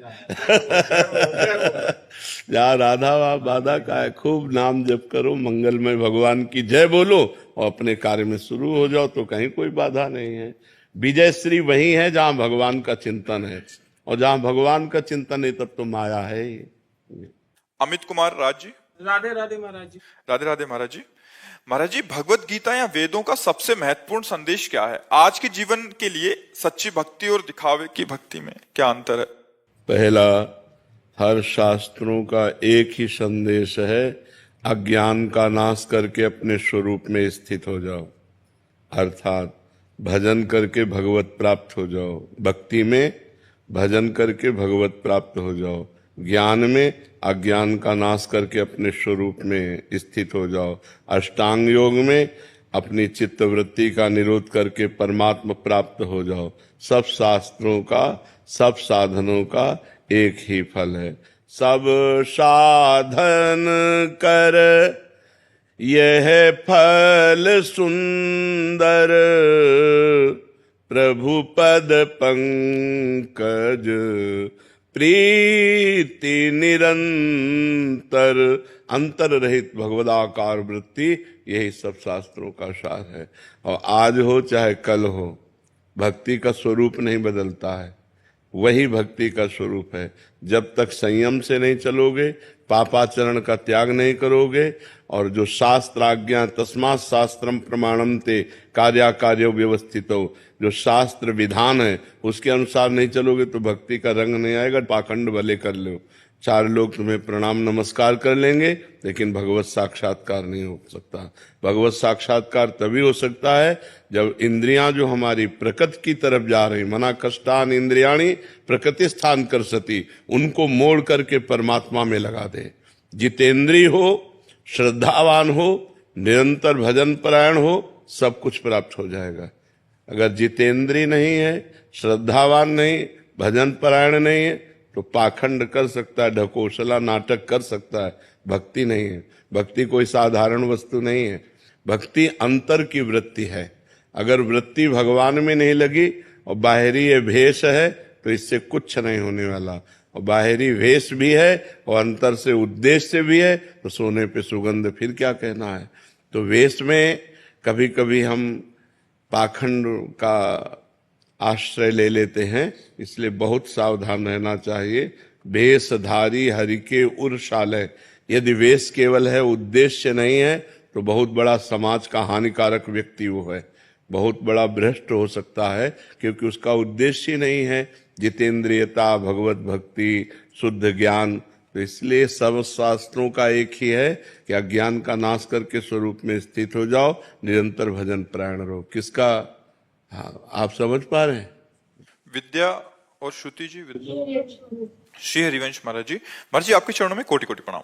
महाराज जी आपकी सत्संग और भगवत कृपा से हम सच्चे मन से आध्यात्मिक मार्ग में अग्रसर होना चाहते हैं, परंतु जितने आगे बढ़ना चाहते हैं उतना ही आध्यात्मिक प्रतिकूलता, भ्रांति, द्वंद्व आदि बाधाओं से परास्त होकर आगे नहीं बढ़ पा रहे।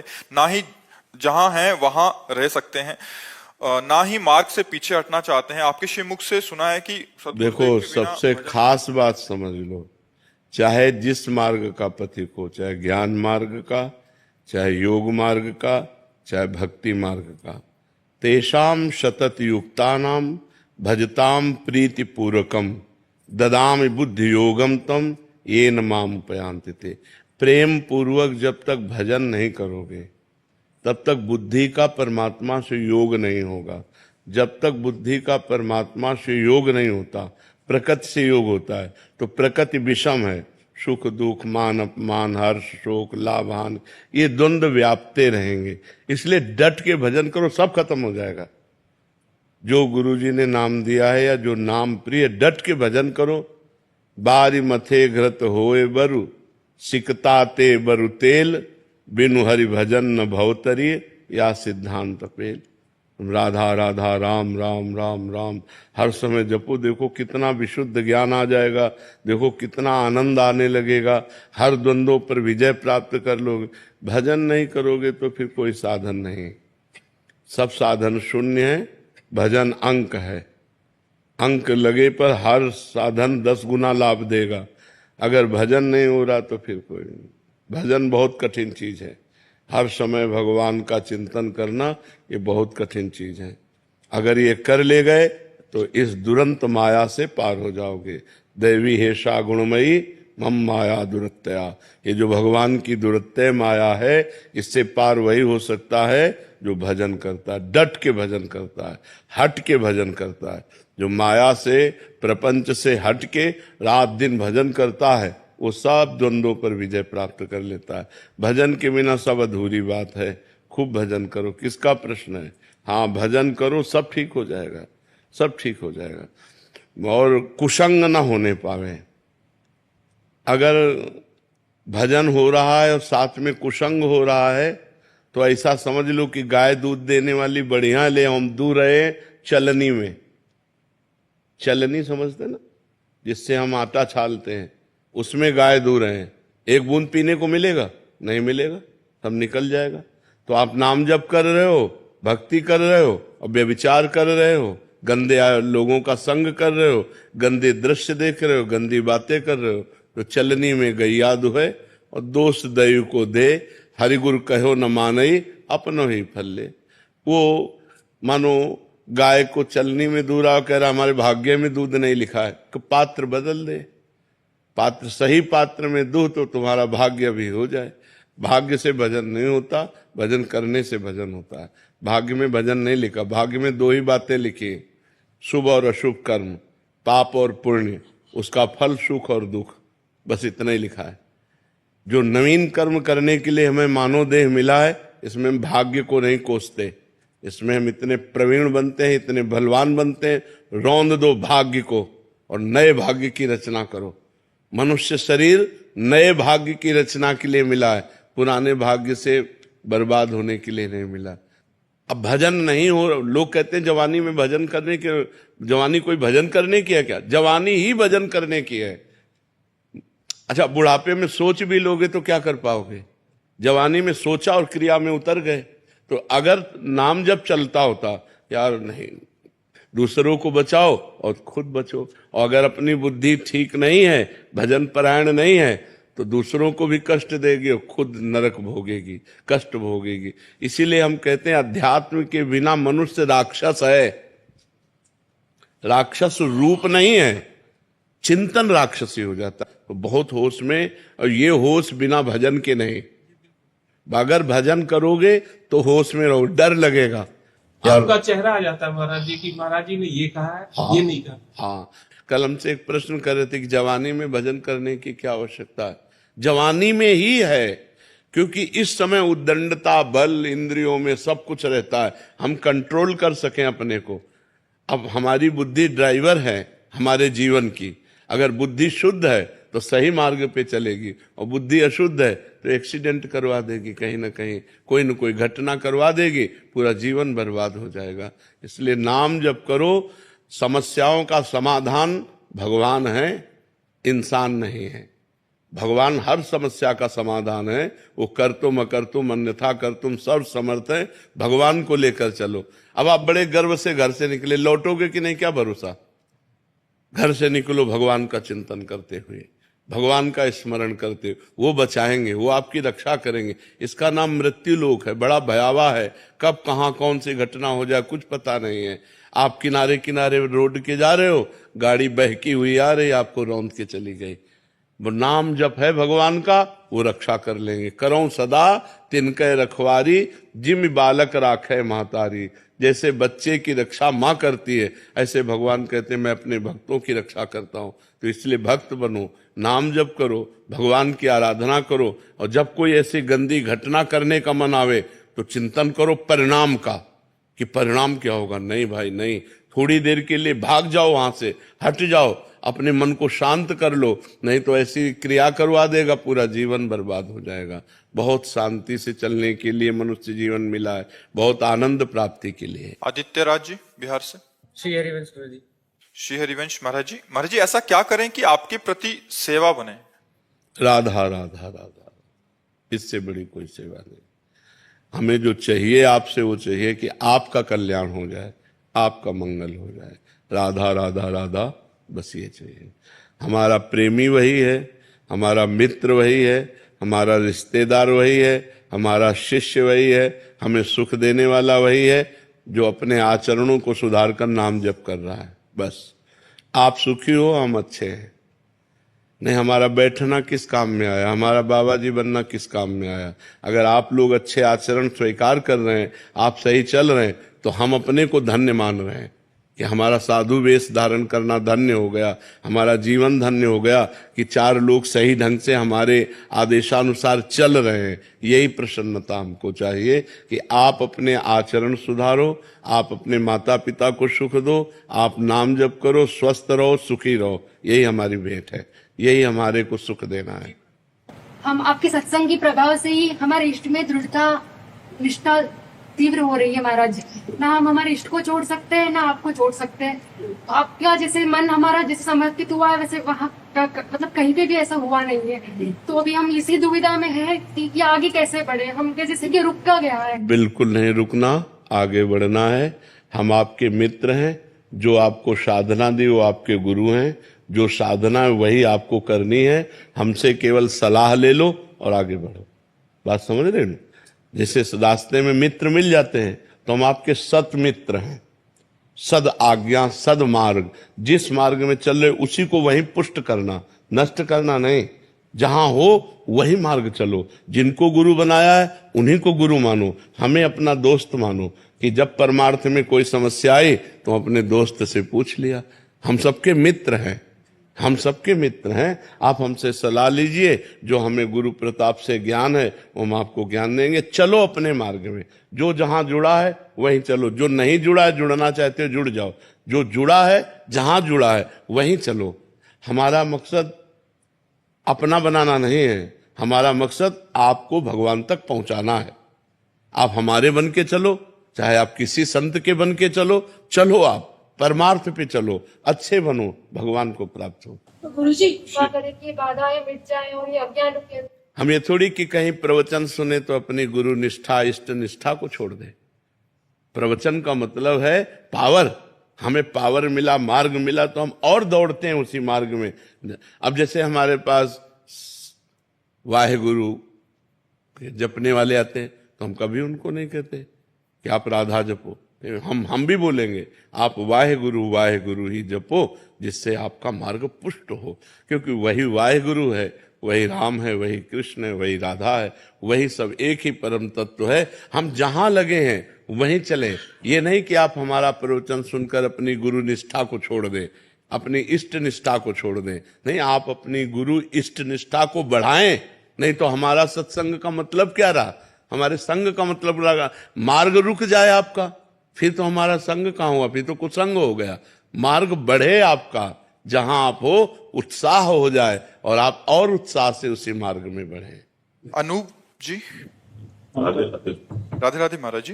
गुरुदेव, मन शांति रहे और भगवान का नाम जप होता रहे, बट कभी कभी मन अशांत और विचलित सा हो जाता है जप करने पर भी।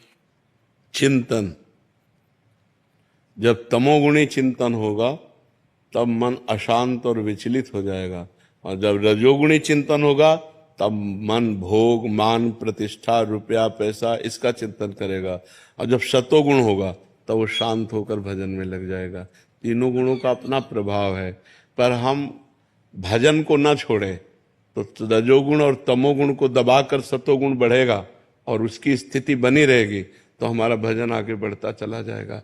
हमारा भोजन इसीलिए सात्विक होना चाहिए, प्याज लहसुन तक भी नहीं पाना चाहिए, क्योंकि ये तमोगुणी होते हैं, इससे तमोगुणी की वृद्धि हो जाती है। सतोगुण बढ़ाने वाला भोजन, सतोगुण बढ़ाने वाला पेय पदार्थ, सतोगुण बढ़ाने वाला संग और सतोगुणी शास्त्र, तब हमारा सतोगुण बढ़ेगा, जिससे हमारा चिंतन बहुत बढ़िया होने लगेगा। अगर हमारा चिंतन शांत होकर होने लगा और आनंद मिला भजन का, तो फिर रजोगुण तमोगुण की परवाह नहीं होगी, फिर वो भजन चलने लगेगा। अभी तीनों गुणों के अंतर्गत हम है ना, त्रिगुणातीत तो हुए नहीं, तो इसीलिए इनका प्रभाव पड़ता रहता है। कभी विक्षेप पड़ गया, कभी मन नहीं लग रहा, कभी अशांति, कभी भोग अच्छे लग रहे हैं, कभी भगवान अच्छे लग रहे हैं। ये दशा चलती रहती है। जब सिद्ध हो जाता है भजन, तब फिर वो त्रिगुणातीत हो जाता है, फिर उसका भजन बाधित नहीं होता। इसलिए खूब नाम जप करो, अशांत स्थिति में भी नाम जप करो। अगर हम अशांत है, भोजन पा रहे हैं तो पेट भरी जाएगा ना, तो अशांत स्थिति में भी यदि नाम जप कर रहे हैं तो भाव कुभाव अनख आलसहु नाम जपत मंगल दिश दशहु। दशों दिशाओं में मंगल ही होगा, चाहे जैसी परिस्थिति हो, नाम न छोड़ना, ये सब ठीक हो जाएगा। सिजल सेठी जी मैंगलोर से। श्री हरिवंश महाराज जी, आपके चरणों में कोटि कोटि प्रणाम।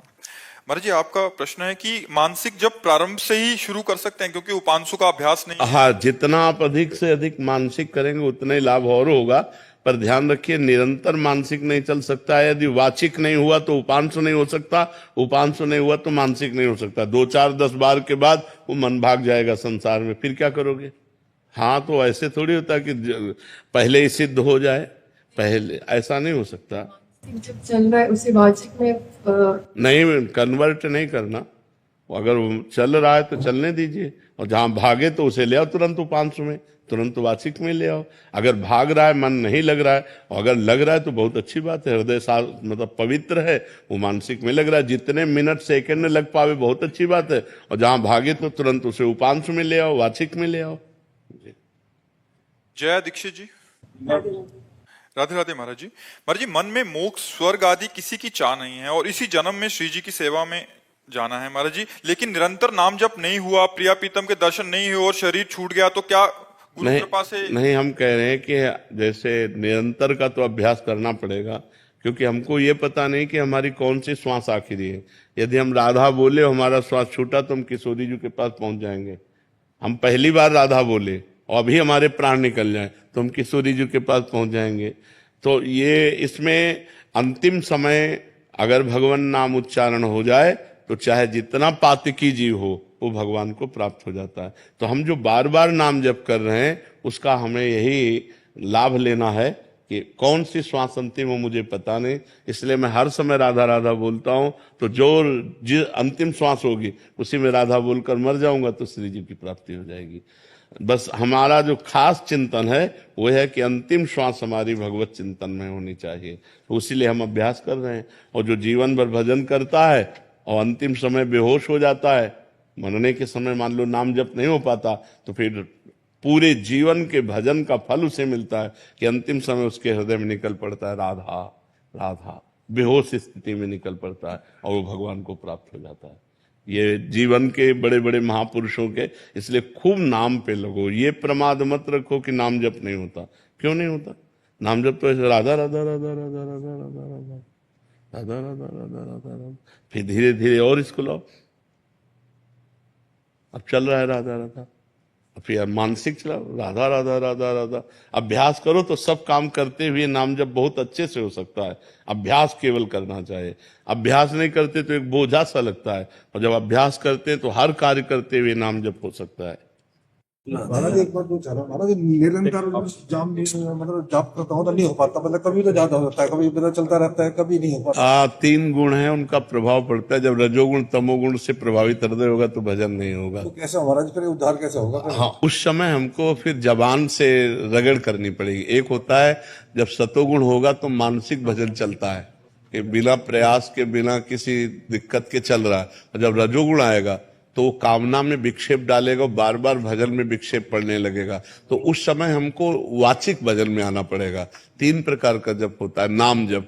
एक होता है वाचिक, एक होता है उपांश, एक होता है मानसिक। वाचिक होता है जैसे राधा राधा राधा राधा राधा राधा राधा, और उपांश होता है,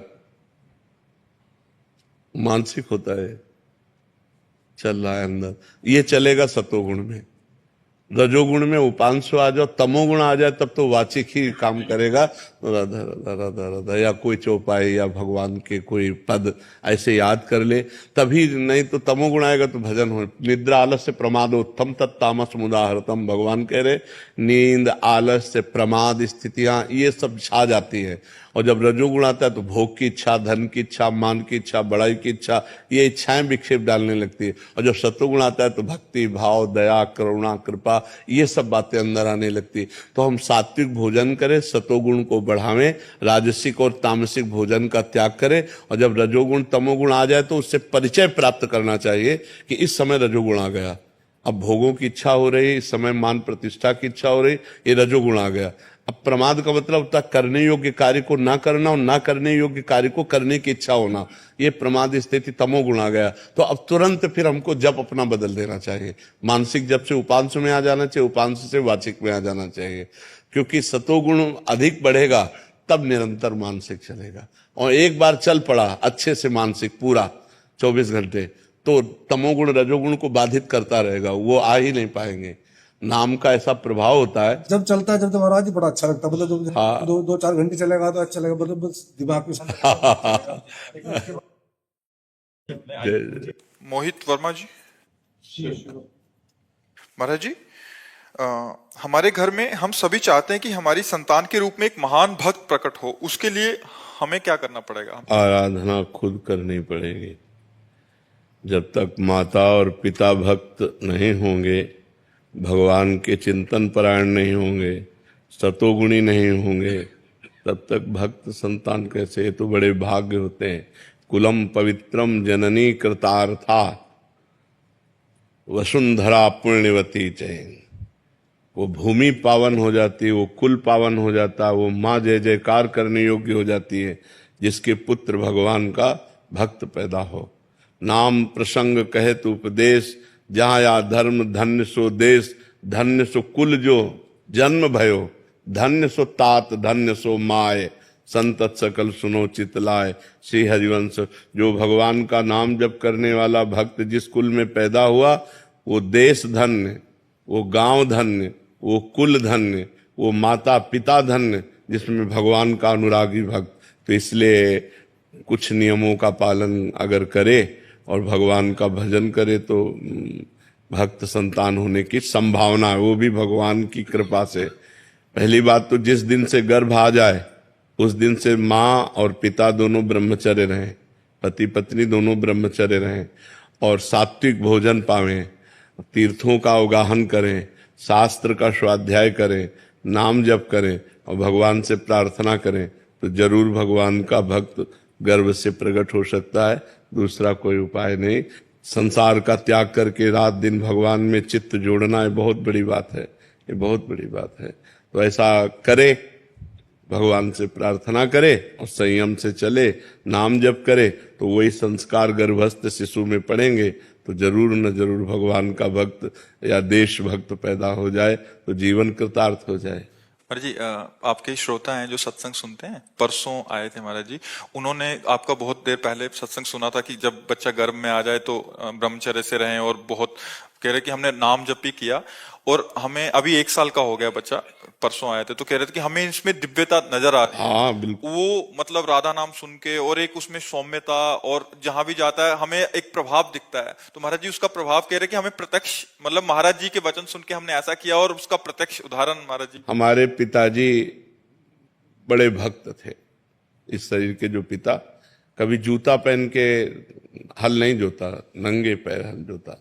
और संतों की सेवा, तो हम लोग जब छोटे छोटे थे 4-4 संत आ जाते, सबके चरण दबाओ, चरण धो, चरणामृत पियो और उनके पास बैठना, वो श्री राम जय जय राम कीर्तन कराते, कीर्तन करते, भागवत हो रही वही बैठ के सुनते। बचपन से भागवतिक सब परमाणु मिले। माता जी को तो क्या कहना, साक्षात देवी। बस वो ऊपर एकांत, दुखंडा मकान था तो ऊपर एकांत में बैठे राधा कृष्ण की छवि रखे, वो तो बस जप में ही अधिक लगी रहती थी। तो उसका प्रभाव देखो कि हमारे पिताजी भक्त, माताजी भक्त, तो हम भक्त, हमारा परिवार का सब पूरा सदस्य भक्त, बहनें भाई सब भक्त हैं। तो जैसे हम परमाणु अपने परिवार को देते हैं वैसा ही हमारा परिवार होता है। तो हम माता पिता का विशेष योगदान होता है। पुत्र की उद्दंडता या सौम्यता ये माता पिता से। अब आप गंदे आचरण कर रहे हो, गर्भस्थ शिशु है, उल्टा सीधा खा रहे हो, उल्टे सीधी बातें कर रहे हो, वही संस्कार पड़ रहे हैं। आप जब बच्चे थोड़ा सयाने हुए, आप बीड़ी मंगा रहे हो, आप शराब पी रहे हो उनके सामने, वही संस्कार पड़ रहे हैं उनके, वही संस्कार बनते हैं। जब संस्कार दिए जाते हैं तो देखो सब, हमें लगता है कि अगर हम पुत्र को उन्नतशील बनाना चाहें तो गर्भ से हमें सावधानी रखनी पड़ेगी। गर्भ से ब्रह्मचर्य, जहां संतान आ गई फिर ब्रह्मचर्य का माता पिता कौन पालन करता है? कोई बिरला संयमी ऐसा हो सकता है कि 1.5 साल हमको ब्रह्मचर्य से रहना, बहुत कठिन बातें हैं ये। तभी संतानें देखो सब कामुक प्रवृत्ति की और मन में मलिनता लिए हुए, अपने माता पिता का भी अपमान करने वाली, समाज में द्रोह पैदा करने वाली, समाज में हानि पैदा करने वाली ऐसी संतानें होती है। तो बहुत सावधानी की जरूरत है।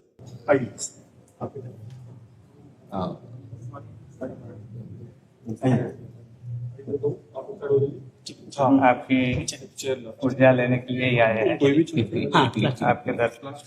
आप ऊर्जा देने के लिए आए हैं। हम अधम जीव हैं, आप कृपा करने के लिए। संत जन कृपाल होते हैं। जब भगवान द्रवित होते हैं तो संत जनों का संग मिलता है। जो प्रभु मोहि अनुग्रह कीन्हा तो तुम आए दरस हट दीना। अपनी तरफ से आकर आप अनुग्रह करके दर्शन देने आए हैं। विराज, बैठ जा। आपका आरोग्य की इतनी होते हुए भी आप इतनी समाधि में हो, प्रसन्न हो, देख के हमको बल मिलता है जी। ये भगवान से चित्त जोड़ने से है।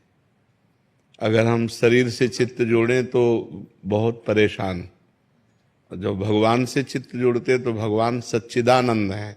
सच्चिदानंद रूप, पंखा कर, सच्चिदानंद रूप आए विश्वोत्पत्त्यादि हेतवे। जो सच्चिदानंद है उनसे जब चित्त, तो आनंद में चित्त बना रहेगा। और शरीर नाशवान है, परिवर्तनशील है, दुख में है, इसमें चित्त नहीं देना। इसको गंभीर भाव से सहना है। तितिक्षा तास तितिक्षस्व भारत, मात्रा स्पर्शास्तु कौन्ते, शीतोष्ण सुख दुखदा, आगमा पाइनो अनित्यास, तास तितिक्षस्व भारत। इन्हें शांत भाव से सहना है। भीषण कष्ट में भी हम कष्ट रहित हैं।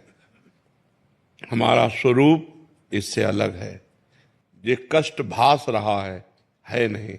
जैसे रस्सी में सांप भासता है, होता नहीं। जैसे मरुभूमि में जल भासता है, होता नहीं। ऐसे ही शरीर आसक्ति के कारण कष्ट भास रहा है नहीं। हमारा स्वरूप आनंदमय है। किसी भी अस्त्र की शस्त्र की ताकत ही नहीं कि हमें छेद सके, भेद सके।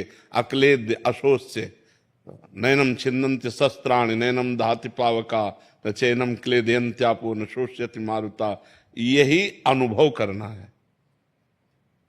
केवल प्रवचन करने से दुख दूर नहीं हो सकता, केवल प्रवचन सुनने से दुख दूर नहीं हो सकता, अनुभव से होगा।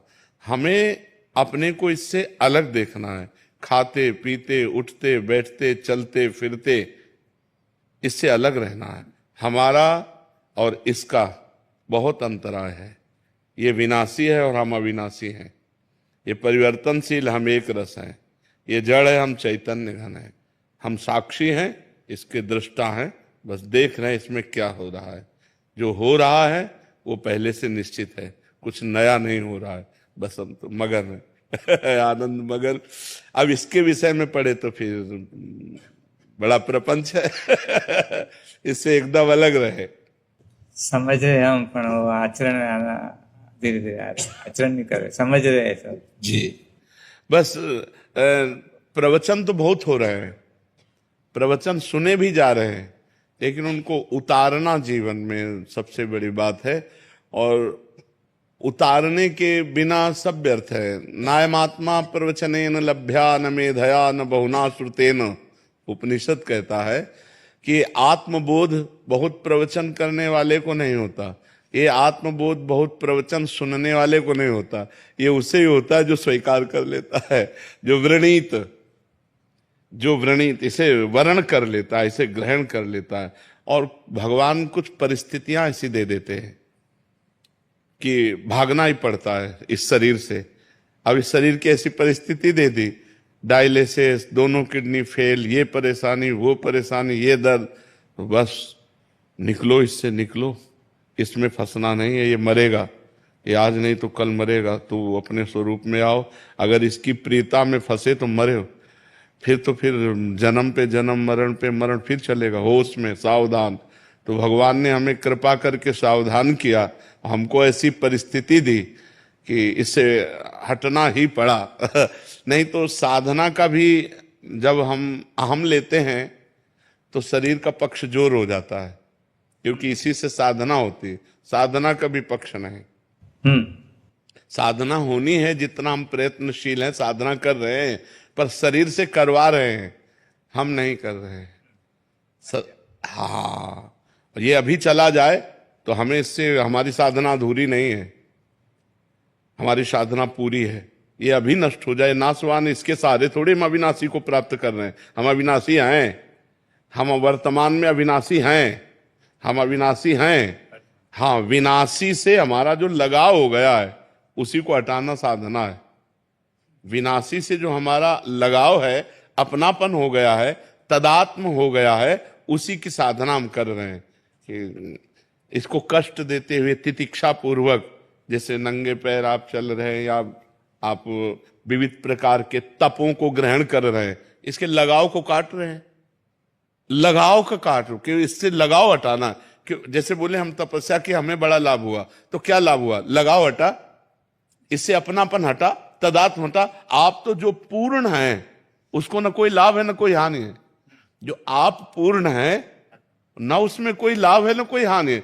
साधना न होने पर कोई हानि नहीं है पूर्ण में, और साधना होने पर कोई लाभ नहीं है। तो साधना हो किसकी रही? इस लगाव को मिटाने के लिए। शरीर और इंद्रियों का जो संयोग भोगों में होकर सुखानुभूति हो रही, इसी को मिटाना है। और ये मिट गया तो सहज स्वरूप, शंकर सहज स्वरूप समारा, लाग समाधि अखंड पारा, चलते फिरते उठते बैठते हर समय सम स्थिति में जो महापुरुष है वो भगवान को प्राप्त महापुरुष है। और भगवान को प्राप्त करना नहीं है, वो प्राप्त हैं, बस ये लौट कर समझना है, थोड़ा लौटना पड़ेगा। ये जो बहिर्मुख होकर हम जगत में फंस गए हैं, अंतर्मुख होकर के बस उसे लौट कर समझना होगा। बिल्कुल वर्तमान में आप परिपूर्ण हैं, किसी साधन के फल स्वरूप परिपूर्ण नहीं है। वर्तमान में आप परिपूर्ण बस अनुभव करो, इस बात को अनुभव करो, तत्त्वम् असि, तुम वही हो, तुम वही हो जिसकी खोज कर रहे हो। जब खोजने वाले को मिला तो खोजने वाला नहीं रहा। जब खोजने वाला जिससे मिला तो खोजने वाला नहीं रहा, क्योंकि वही था, नहीं था। दूसरा कोई था नहीं। बस ये अनुभव हो गया तो हर समय, क्योंकि आनंदमय अपना स्वरूप है ना, और दुखमय शरीर है, तो दुखमय शरीर से आनंदमय स्वरूप की यात्रा हमारी है। जो मृत्युर्मा अमृतम गमय, जो मृत्युमय शरीर में हमारी आसक्ति है, इससे हट करके अमृत स्वरूप जो हमारा स्वरूप है उधर चलने की यात्रा है। उधर लौटना है। अपने जो मना खष्टान इंद्रियाणी प्रकृति स्थान कर सती, वो परमात्मा स्थान है, इनको लौटाना है। अंतःकरण को समत्व में लाना है। जहां अंतःकरण सम हुआ, संकल्प विकल्प रहित हुआ, आप मुक्त स्वरूप हो। कोई कुछ मुक्त होने के लिए कोई औषधि, कोई तपस्या, कोई साध, आप मुक्त हो, मुक्त थे, मुक्त रहोगे। भाई यही समझने के लिए जो शरीर राग है, जो भोग राग है, जगत राग है, उसी को काटना है, उसी को काटना है। जिस साधन का अभिमान कैसे नष्ट होगा? गुरुजनों की सेवा में। गुरुजनों की सेवा में जब हम रहते हैं तो जो साधन बनता है तो गुरु कृपा से बनता है। जब गुरु कृपा से बनता है तो हम उसमें है ही नहीं, हम उसमें है नहीं। और जब हम उसमें नहीं हैं तो हमको फिर ज्ञान प्राप्त होना शुरू होता है। अज्ञान तिमिरांधस्य ज्ञानांजन शलाकया चक्षुरुन्मीलितं तस्मै श्री गुरुवे नमः। तो जब ज्ञान प्राप्त होता है तो इससे बड़े से बड़ा साधन हो जाने पर भी अपने में अहम नहीं होता, और बड़े से बड़ा असाधन हो जाने पर भी उसे क्षोभ नहीं होता। वो क्षोभ और अहम से दोनों से परे होता है। ये भी बात समझ लो, क्षोभ और अहम से बहुत परे होता है। जब गुरु कृपा से ज्ञान प्राप्त हो जाता है तो ना कोई प्रायश्चित होता है, ना कोई क्षोभ होता है, ना कोई हर्ष होता है। वो एक रस स्थिति है, गुणानुगुण वर्तन्ते मनुष्या पार्थ सर्वसा। गुणों से ये संचलित है, ये इसमें जो हो रहा है वो गुणों के द्वारा रहा है। इसका मैं करता नहीं हूं, इसका मैं भोगता नहीं हूं। बहुत आनंद का विषय है। बस चिंतन अपना अचिंत्य की तरफ होना चाहिए। हमारा जो चिंतन है वो अचिंत्य की तरफ होना चाहिए। बस ये जागतिक चिंतन नहीं होना चाहिए। साधन के अभिमान का आंकलन कैसे किया जाता है कि हमें है या नहीं है? जब साधन का अभिमान होगा तो हमारा जो गुणाभिमान है वो दूसरे का परीक्षण करने लगेगा। जब अहम हो जाता है ना तो सब नीच दिखाई देते हैं, अपने सर्वश्रेष्ठ दिखाई देते हैं। और जब साधना पक्की होती है तो सब में मैं ही दिखाई देता हूं, दूसरा कोई होता नहीं। ज्ञान में और भक्ति में सब में प्रभु दिखाई देते हैं, तो नीच की बात कहाँ आई? अगर नीच की बात आ रही है तो गुणाभिमान है। और जब अपना मैं स्वरूप, आत्मस्वरूप सब दिखाई दे या सब भगवत स्वरूप दिखाई दे तो अभिमान कैसे आ सकता है? भक्ति में मैं सेवक, सचराचर रूप स्वामी भगवंत, मैं सेवक हूं, चराचर रूप में भगवान है। और ज्ञान में जो मेरी आत्मा है वही सब रूपों में विराजमान है, दूसरा कोई है ही नहीं। जब दूसरा कोई है नहीं तो अभिमान किससे करें? अभिमान द्वैत से होता है, और जब द्वैत ही नहीं है तो अभिमान कैसा? तो इसलिए बहुत आनंद का मार्ग है। बहुत अच्छा लगा, बहुत अच्छा लगा। जी प्रार्थना करते आपके लिए कि आपका स्वास्थ्य हर दिन में करेंगे, करते ही है। बहुत बार आपका वीडियो भी हम सुनते हैं, ज्ञान सुनते हैं, तो भी ऐसे होता है कि इतने अच्छे संत है तो हम भी भगवान से प्रार्थना कर, जो होने वाला तो आपने बताया कर्म तो करेंगे ही, तभी हम प्रार्थना करेंगे आपका स्वास्थ्य शरीर। आप संतों की प्रार्थना से ही चल रहा है, नहीं कब का मिट गया होता। हमारा चले तो हम लोग हमारी किडनी आपको दे दे। दोनों किडनी दे दे। ऐसी हम भावना बात है जी। हमारे समग्र जिन शासन में अंदर एक बहुत बड़ी तप योगी गुरुदेव है, उनका नाम हंस रत्न सुरेश्वर जी महाराज साहब है।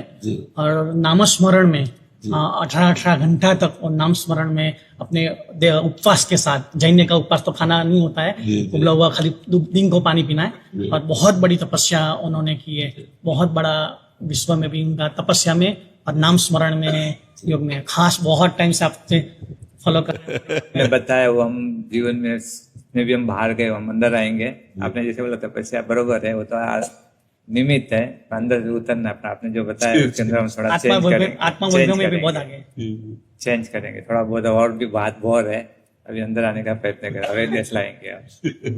बहुत बहुत आपका उपकार, इतना समय एक वस्त्र खाली आप मुझे आशीर्वाद दीजिए कि आपके जैसे हम हो, बस यही बड़ा वस्त्र है। एक सब साधकों को एक आपकी कृपा दृष्टि मिली ना, वो हमारे लिए बहुत हाँ है, जी, इससे बड़ी आपका- चीज कोई आपका नहीं। प्यार- आपने अभी बताया कि कृपा वही बड़ी बात है, गुरु की कृपा। ये जो आपका प्यार मिला ना, हमारा हृदय एकदम आप प्यार मूर्ति हैं। का चरण स्पर्श मिल सकते हैं हमको। अरे महाराज जी, इतने उपासों में भी पद यात्रा ही करते हैं पूरे भारत भर में। खाली नहीं, इस समय हमारे जैन मुनियों ने जो हमारी संतों की परंपरा रही है, पूर्व संतों की परंपरा रही है, बहुत सांगोपांग निर्वाह कर रहे हैं। चाहे जितने देखो, पीटे भी गए, हाँ मार भी खाए, भूख प्यास भी, गर्मी सर्दी, ऐसी गर्मी में सब पूरे कष्ट सह करके अपने धर्म का पालन कर रहे हैं। हम बार बार प्रणाम करते हैं, इन मुनियों को बार बार प्रणाम करते हैं। एक्सीडेंट भी बहुत होते हैं, हाँ, बहुत हाईवे पे बहुत होता है, हर साल 10-15-25 महाराष्ट्र एक्सीडेंट में चले जाते हैं, बिल्कुल, उससे भी ज्यादा जाते हैं। बिल्कुल बिल्कुल। 25 कोई भी गाड़ी लोग, हम पैदल चलते हैं ना, तो गाड़ी ओवरटेक करके उड़ा देती है, साइड में चलते तो भी उड़ा देती है। मैंने उनका उड़ाने का भाव नहीं है, पर हाँ कंट्रोल बिगड़ गया, कंट्रोल नहीं रहता, मैंने उनको जल्दी जाना है हर आदमी को। जी जी। तो इससे हर साल बड़े गच्छातिपति से लगा के 25-30 साहब साधु साध्वी दोनों, पर बहुत एक्सीडेंट में खराब इससे उनका मौत होता है, एक्सीडेंट में एकदम। चले गए तो आंदा नहीं, पर जो चले नहीं गए बीच में रहे ना, तो फिर उसको दर्द सहन करना बहुत कठिन। तो भी हमारे विहार हमने रोके नहीं, चालू है, संभाल के चलते हैं। पैदल में वो पैर के साइड में चलते हैं। लोग दारू पी के गाड़ी वाले कांच की बाटल फेंक देते हैं, तो लगते हैं विहार में। तो, हाँ, तो इसलिए हम थोड़ा रोड पे चलते हैं, मलाई वाला रोड रहता है ना, वहाँ चलते, वहाँ रहता है तो गाड़ी का ये रहता है। तो हमारे वडीलों ने बोला कि पैर में कपड़े के पहन के अपन चलना, अपन साइड में चलो, वो आलोचना दे देंगे। ये आत्म विराधना बड़ी विराधना है। बिल्कुल। बहुत उपकार आपका। कभी ज्योति कपूर जी दिल्ली से। राधे राधे महाराज जी। महाराज जी, ऐसा क्यों कहा जाता है कि भजन, भोजन, खजाना और यारी पर्दे में रहनी चाहिए?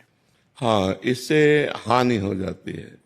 जैसे आपके पास इस समय 10 लाख रुपए का बैग में बंडल रखा हो, 10 लाख का, आप बता दें 1 घंटा मुश्किल टिक पाएगा, कोई न कोई हथकंडा मार करके तुम्हारे रुपए ले जाएगा। ऐसे ही आपका भजन है, हम जो साधन करते हैं, ये मतलब मर्यादा है कि अपने भजन को, अपने खजाने को, अपने प्रेम को, इनको छुपा के रखना चाहिए। अगर छुपाओगे नहीं तो वो क्षीण हो जाएगा। अपने इष्ट प्रेम को छुपाना चाहिए। जितना ज्ञान, विज्ञान, अनुभव छुपाओगे उतना ही बढ़ेगा, और जितना प्रकाशित कर दोगे उतना क्षीण हो जाएगा। ये तो हमारा अनुभव है कि अपने साधन को गुप्त रखना चाहिए, अपनी दिनचर्या को प्रकाशित नहीं करना चाहिए। यदि प्रकाशित कर दोगे पक्का 100% छूट जाएगी, 100% छूट जाएगी। ये विश्वास, मतलब एक बार नहीं कई बार अनुभव की, जैसे प्रेम में आकर के बता दिया, उसमें विघ्न पड़ गए। मतलब ये बिल्कुल विश्वास करो, आप अपना जो भजन करते हैं कभी कोई जान न पावे, आपकी पवित्र दिनचर्या न जान पावे, तभी बात बनेगी। जैसे आप अपने धन को छुपाते हैं, ऐसे भजन को छुपाना चाहिए, प्रेम को छुपाना चाहिए। किसका प्रश्न है, तो समझ पा रहे हैं आप जी। आदर्श सिंह जी लखनऊ से। श्री हरिवंश महाराज जी। महाराज जी, बिंदु जी महाराज जी का एक पद है, दास रघुनाथ का नंद सुत का सखा, कुछ इधर भी रहा कुछ उधर भी रहा। महाराज जी, मेरी भी स्थिति कुछ ऐसी ही है। महाराज जी, मैं सीताराम जी के चरणों के प्रति अनन्य होना चाहता हूँ। क्या इससे मेरी अनन्यता पर कोई फर्क पड़ेगा, जबकि हृदय में श्री जी और श्रीयाराम में कोई भेद नहीं? तुलसीदास जी महाराज विनय पत्रिका भी लिखते हैं और श्री कृष्ण गीतावली भी लिखते हैं। श्याम और राम में कोई अंतर तो है नहीं, पर जब प्रीति की बात आती है तो मुरली मनोहर श्याम सुंदर से कहते हैं कि माना आप मेरे ही स्वामी हो, पर मैं साष्टांग दंडवत तभी करूंगा जब मुरली की जगह सारंग हो और प्रियाजू की जगह सियाजू हो। उनको बनना पड़ा। कत मुरली कत चंद्रिका कत गोपियन के साथ, अपने जन के कारण श्री श्याम भय रघुनाथ। उसी समय राम जी के रूप। तो प्रीति की अनन्यता और तत्व की अनन्यता में अंतर है। तत्व में वही है सब, लेकिन प्रेम में जिस रूप में हम प्यार करें उसी रूप में संपूर्ण प्यार करें। राम रूप में प्यार करें तो वही श्याम है, वही नरसिंह है, वही वामन है, वही तो अवतार लेते हैं, पर हम प्रीति राम जी के रूप में करें। श्याम जी से प्रीति करें तो श्याम जी से करें। एक जगह मन है, या जो एक मन बहुत ठौर करी, कहीं कौने सच उपायो। ये एक मन बहुत जगह नहीं लग सकता, एक जगह ही लगाओ। तो मन को समेटो और राम रूप में लगाओ या श्याम रूप में लगाओ, वो एक ही है, पर एक जगह लगाओ। इससे आनंद की अनुभूति होगी। जी। सोहम गोयल जी मुंबई से।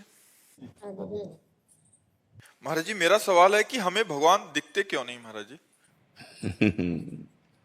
इन नेत्रों की क्षमता नहीं है। ये जो नेत्र बने हैं ये त्रिगुण माया से बने हैं। ये तीन ही देख सकते हैं, सतोगुण रजोगुण तमोगुण। और सतोगुण रजोगुण तमोगुण से बनी हुई वस्तुएं देख सकते हैं। देखो, अंदर की जो वृत्तियां हैं हम उन्हीं को नहीं देख पाते जब तक एकाग्र नहीं होते, मन को, बुद्धि को, चित्त को। अभी तो बच्चा है, लेकिन उसका प्रश्न बहुत बढ़िया है, इसलिए सबके लिए भगवान है पर दिखते क्यों नहीं, ये तो सबकी बात है ना। तो जब तक हमारे नेत्रों में प्रेम नेत्र नहीं आएंगे तब तक हम भगवान को नहीं देख सकते।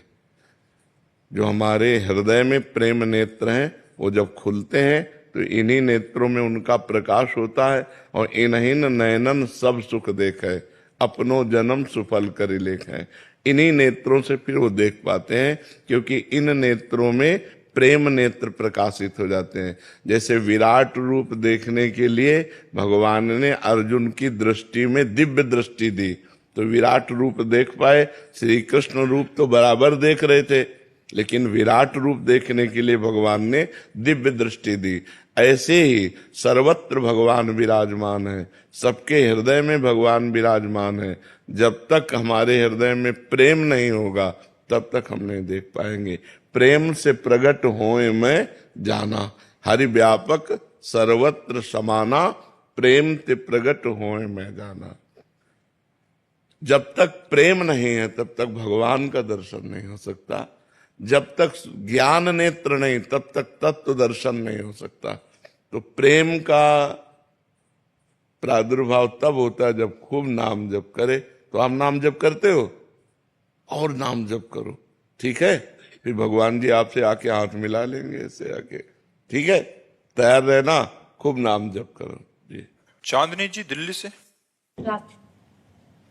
महाराज जी, हमारे पिछले कर्म हमारे वर्तमान और भविष्य को कैसे प्रभावित करते हैं? क्या पिछले अच्छे कर्म वर्तमान में कुछ हमें अच्छा देके जाते हैं? हाँ। या वर्तमान में क्यों आओ अच्छा कर्म?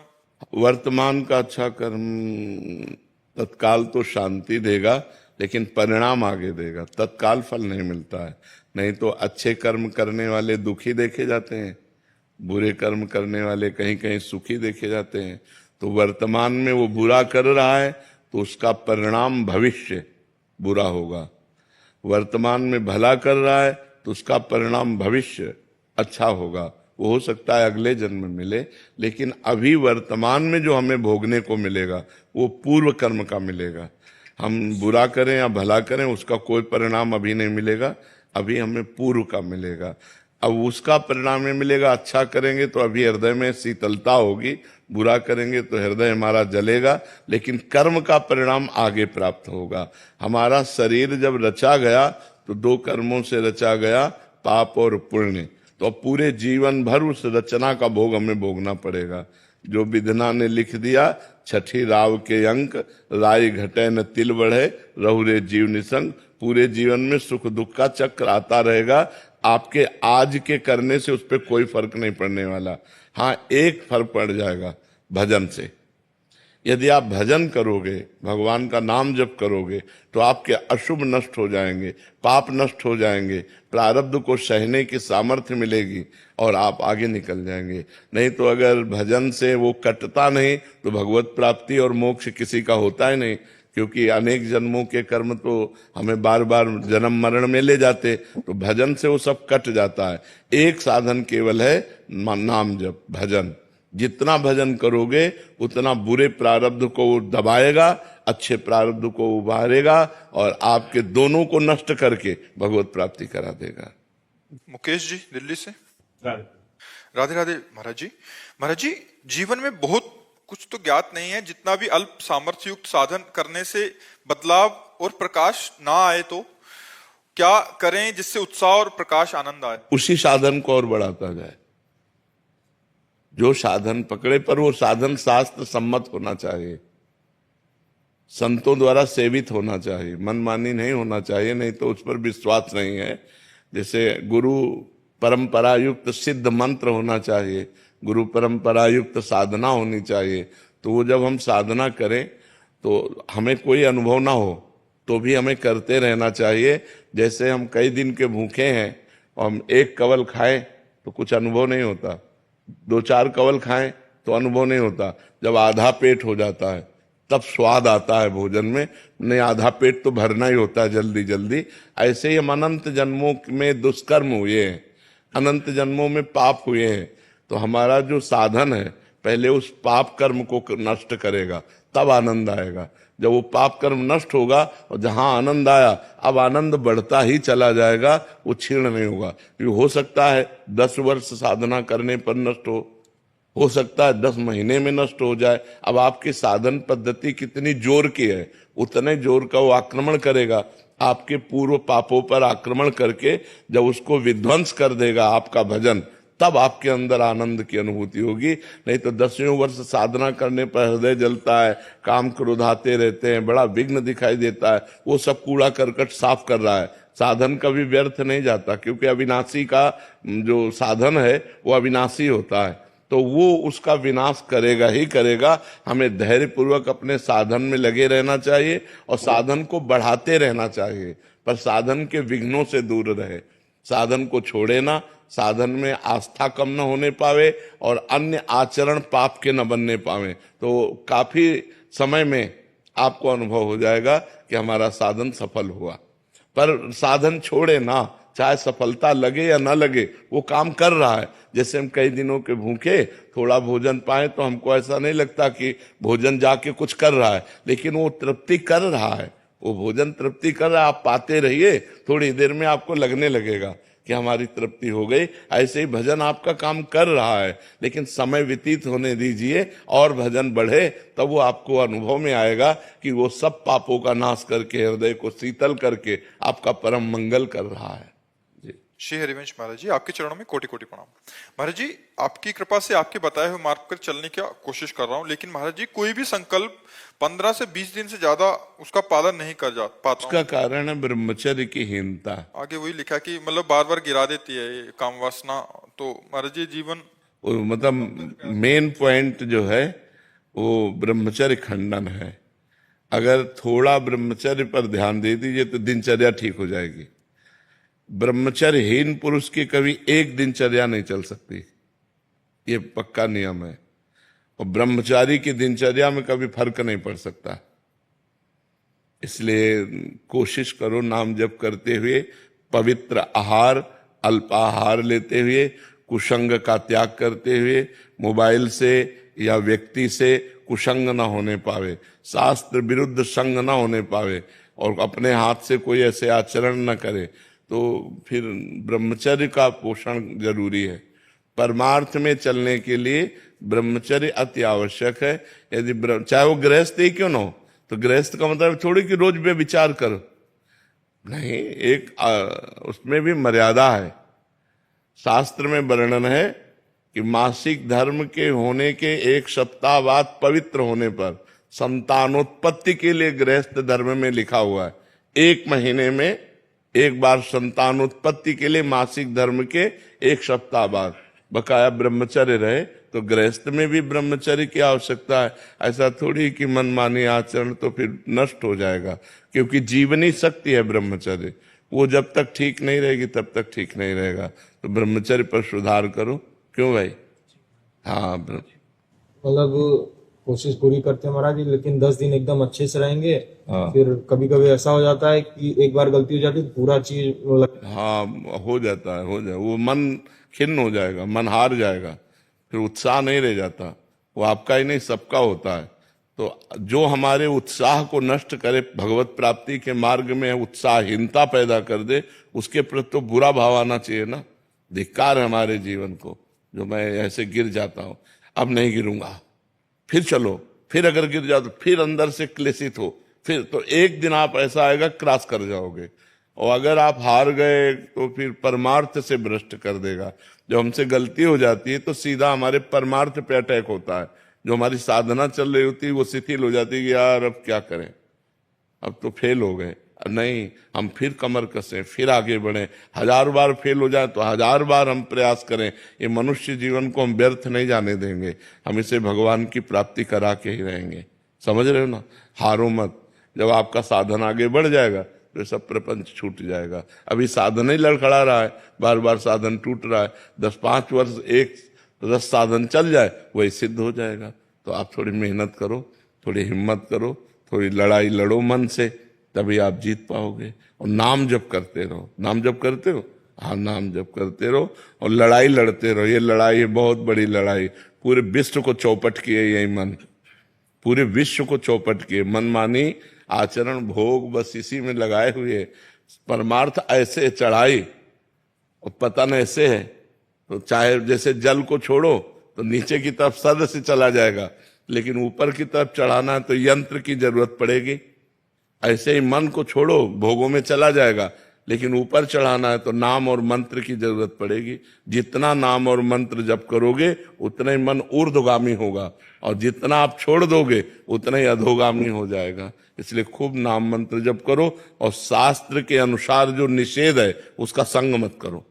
पराई बहन बेटी का संग मत करो, मोबाइल से गंदी बातें मत देखो, गंदे लोगों का संग मत करो, गंदे विचारों को अंदर जब आए तो उनको काटो नाम जप के द्वारा, कोई गंदी क्रिया ना होने पावे, तब जाकर हम आगे परमार्थ में बढ़ते हैं। महाराज जी, नाम जप करते करते कब नाम छूट जाता है और कब गलत चीज में लग जाते हैं महाराज जी, इसका पता है? हाँ, एकाग्रता भी समझ नहीं पाई ना, नहीं तो 1 सेकेंड की भी हरकत को पता चल जाता है मन की।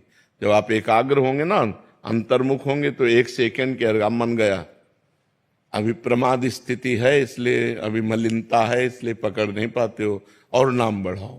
फिर भी अपने को सौभाग्यशाली मानते हैं कि आपका सानिध्य प्राप्त हुआ, नहीं तो पूर्व कर्म तो बिल्कुल मतलब कब के खत्म हो चुके थे महाराज। हाँ बिल्कुल नहीं, आप हिम्मत करके चलो, जीतना है, हारना नहीं। ठीक है, आप हिम्मत करके चलो। तेरा सिंगला जी। महाराज जी, मैं जानना चाहती हूँ कि मैंने आपको हमेशा पीले वस्त्रों में ही देखा है महाराज जी, इसका क्या रहस्य है? हमारे प्रभु पीतांबर धारण करते हैं। श्री कृष्ण पीतांबर धारण, ऊपर पीतांबर धारण करते हैं ना।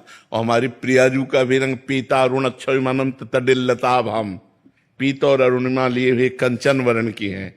तो उन्हीं के प्रिया और प्रीतम के हम उपासक हैं, और हमारे गुरु ने हमको पीला वस्त्र ही दिया। तो सब जितने सब पीले ही धारण करते हैं। जिज्ञासा हुई कि भगवा पहनते हैं साधु संत लाल हाँ, वो सन्यासी होते हैं। हम वैष्णव हैं, और वैष्णव में प्रिया प्रीतम की उपासना है, तो प्रीतम का पीतांबर और प्रियाजू का रंग दोनों मिला करके पीत वर्ण, ऐसे हम नीचे मार्किन पहनते हैं, ऊपर बनियाइन और बस पीला, बस ये सबकी पोशाक होगी। राधा रानी जी को पीला रंग पसंद है, जो महाराज जी पीला रंग पहनते हैं। हाँ, राधा रानी को पसंद, क्योंकि उनके प्रीतम पीतांबर धारण करते हैं। और राधा रानी का स्वयं का जो स्वरूप है, पीत और अरुणिमा मिले, पीता अरुण अक्षय अनंत तडिल्लता वाम, अनंत बिजलियों की सी कांति प्यारी जू सुंदर है। तो अपने प्यारे जू और प्यारी जू की कांति के भाव से हम इसे धारण करते हैं। हरिशंकर यादव जी। राधे राधे महाराज जी। महाराज जी, मैं अपनी कार या ऑफिस में राधे राधे का भजन सुनता रहता हूँ, कार्य भी करता रहता हूँ। ये करने से उतना ही फल मिलेगा जितना मैं राधे राधे एकांत में जपता हूँ? और बिल्कुल बिल्कुल, क्योंकि श्रवणेंद्रिय में पड़ रहा, तुम्हारे दिमाग में तो जाहिर है ना कि राधा राधा हो रहा है, तो दिमाग तो चल ही रहा है ना। वहां जहां हमारे कान जाते हैं वहां हमारा दिमाग जाता है, हमारी इंद्रियों के साथ मन भी जाता है, बुद्धि भी जाता है, इसलिए मंगल है। श्रवण तो हो रहा ना, श्रवणम कीर्तनम स्मरणम, श्रवण करना, कीर्तन करना, स्मरण करना, तीनों का बराबर फल है। स्मरण अंदर, श्रवण बाहर से हो रहा है, कीर्तन मुख से करते हैं, तो कीर्तन करना है तो वही फल है, श्रवण करना है तो वही फल है, स्मरण करना है तो वही फल है। सुभद्रा यादव जी, गुड़गांव से। राधे राधे महाराज जी। महाराज जी, हमने फोन में देखकर आपको गुरु बना लिया और आपके श्रीमुख से राधा नाम सुनकर राधा राधा जपते हैं। हम कहते हैं गुरु की बात मान लो। गुरु बनाने से क्या है? गुरु की बात मान लो, गुरु की बात मान लो, बस दूर रहो, लाखों कोस दूर रहो, हमारी बात मान लो, तुम्हारा मंगल हो जाएगा।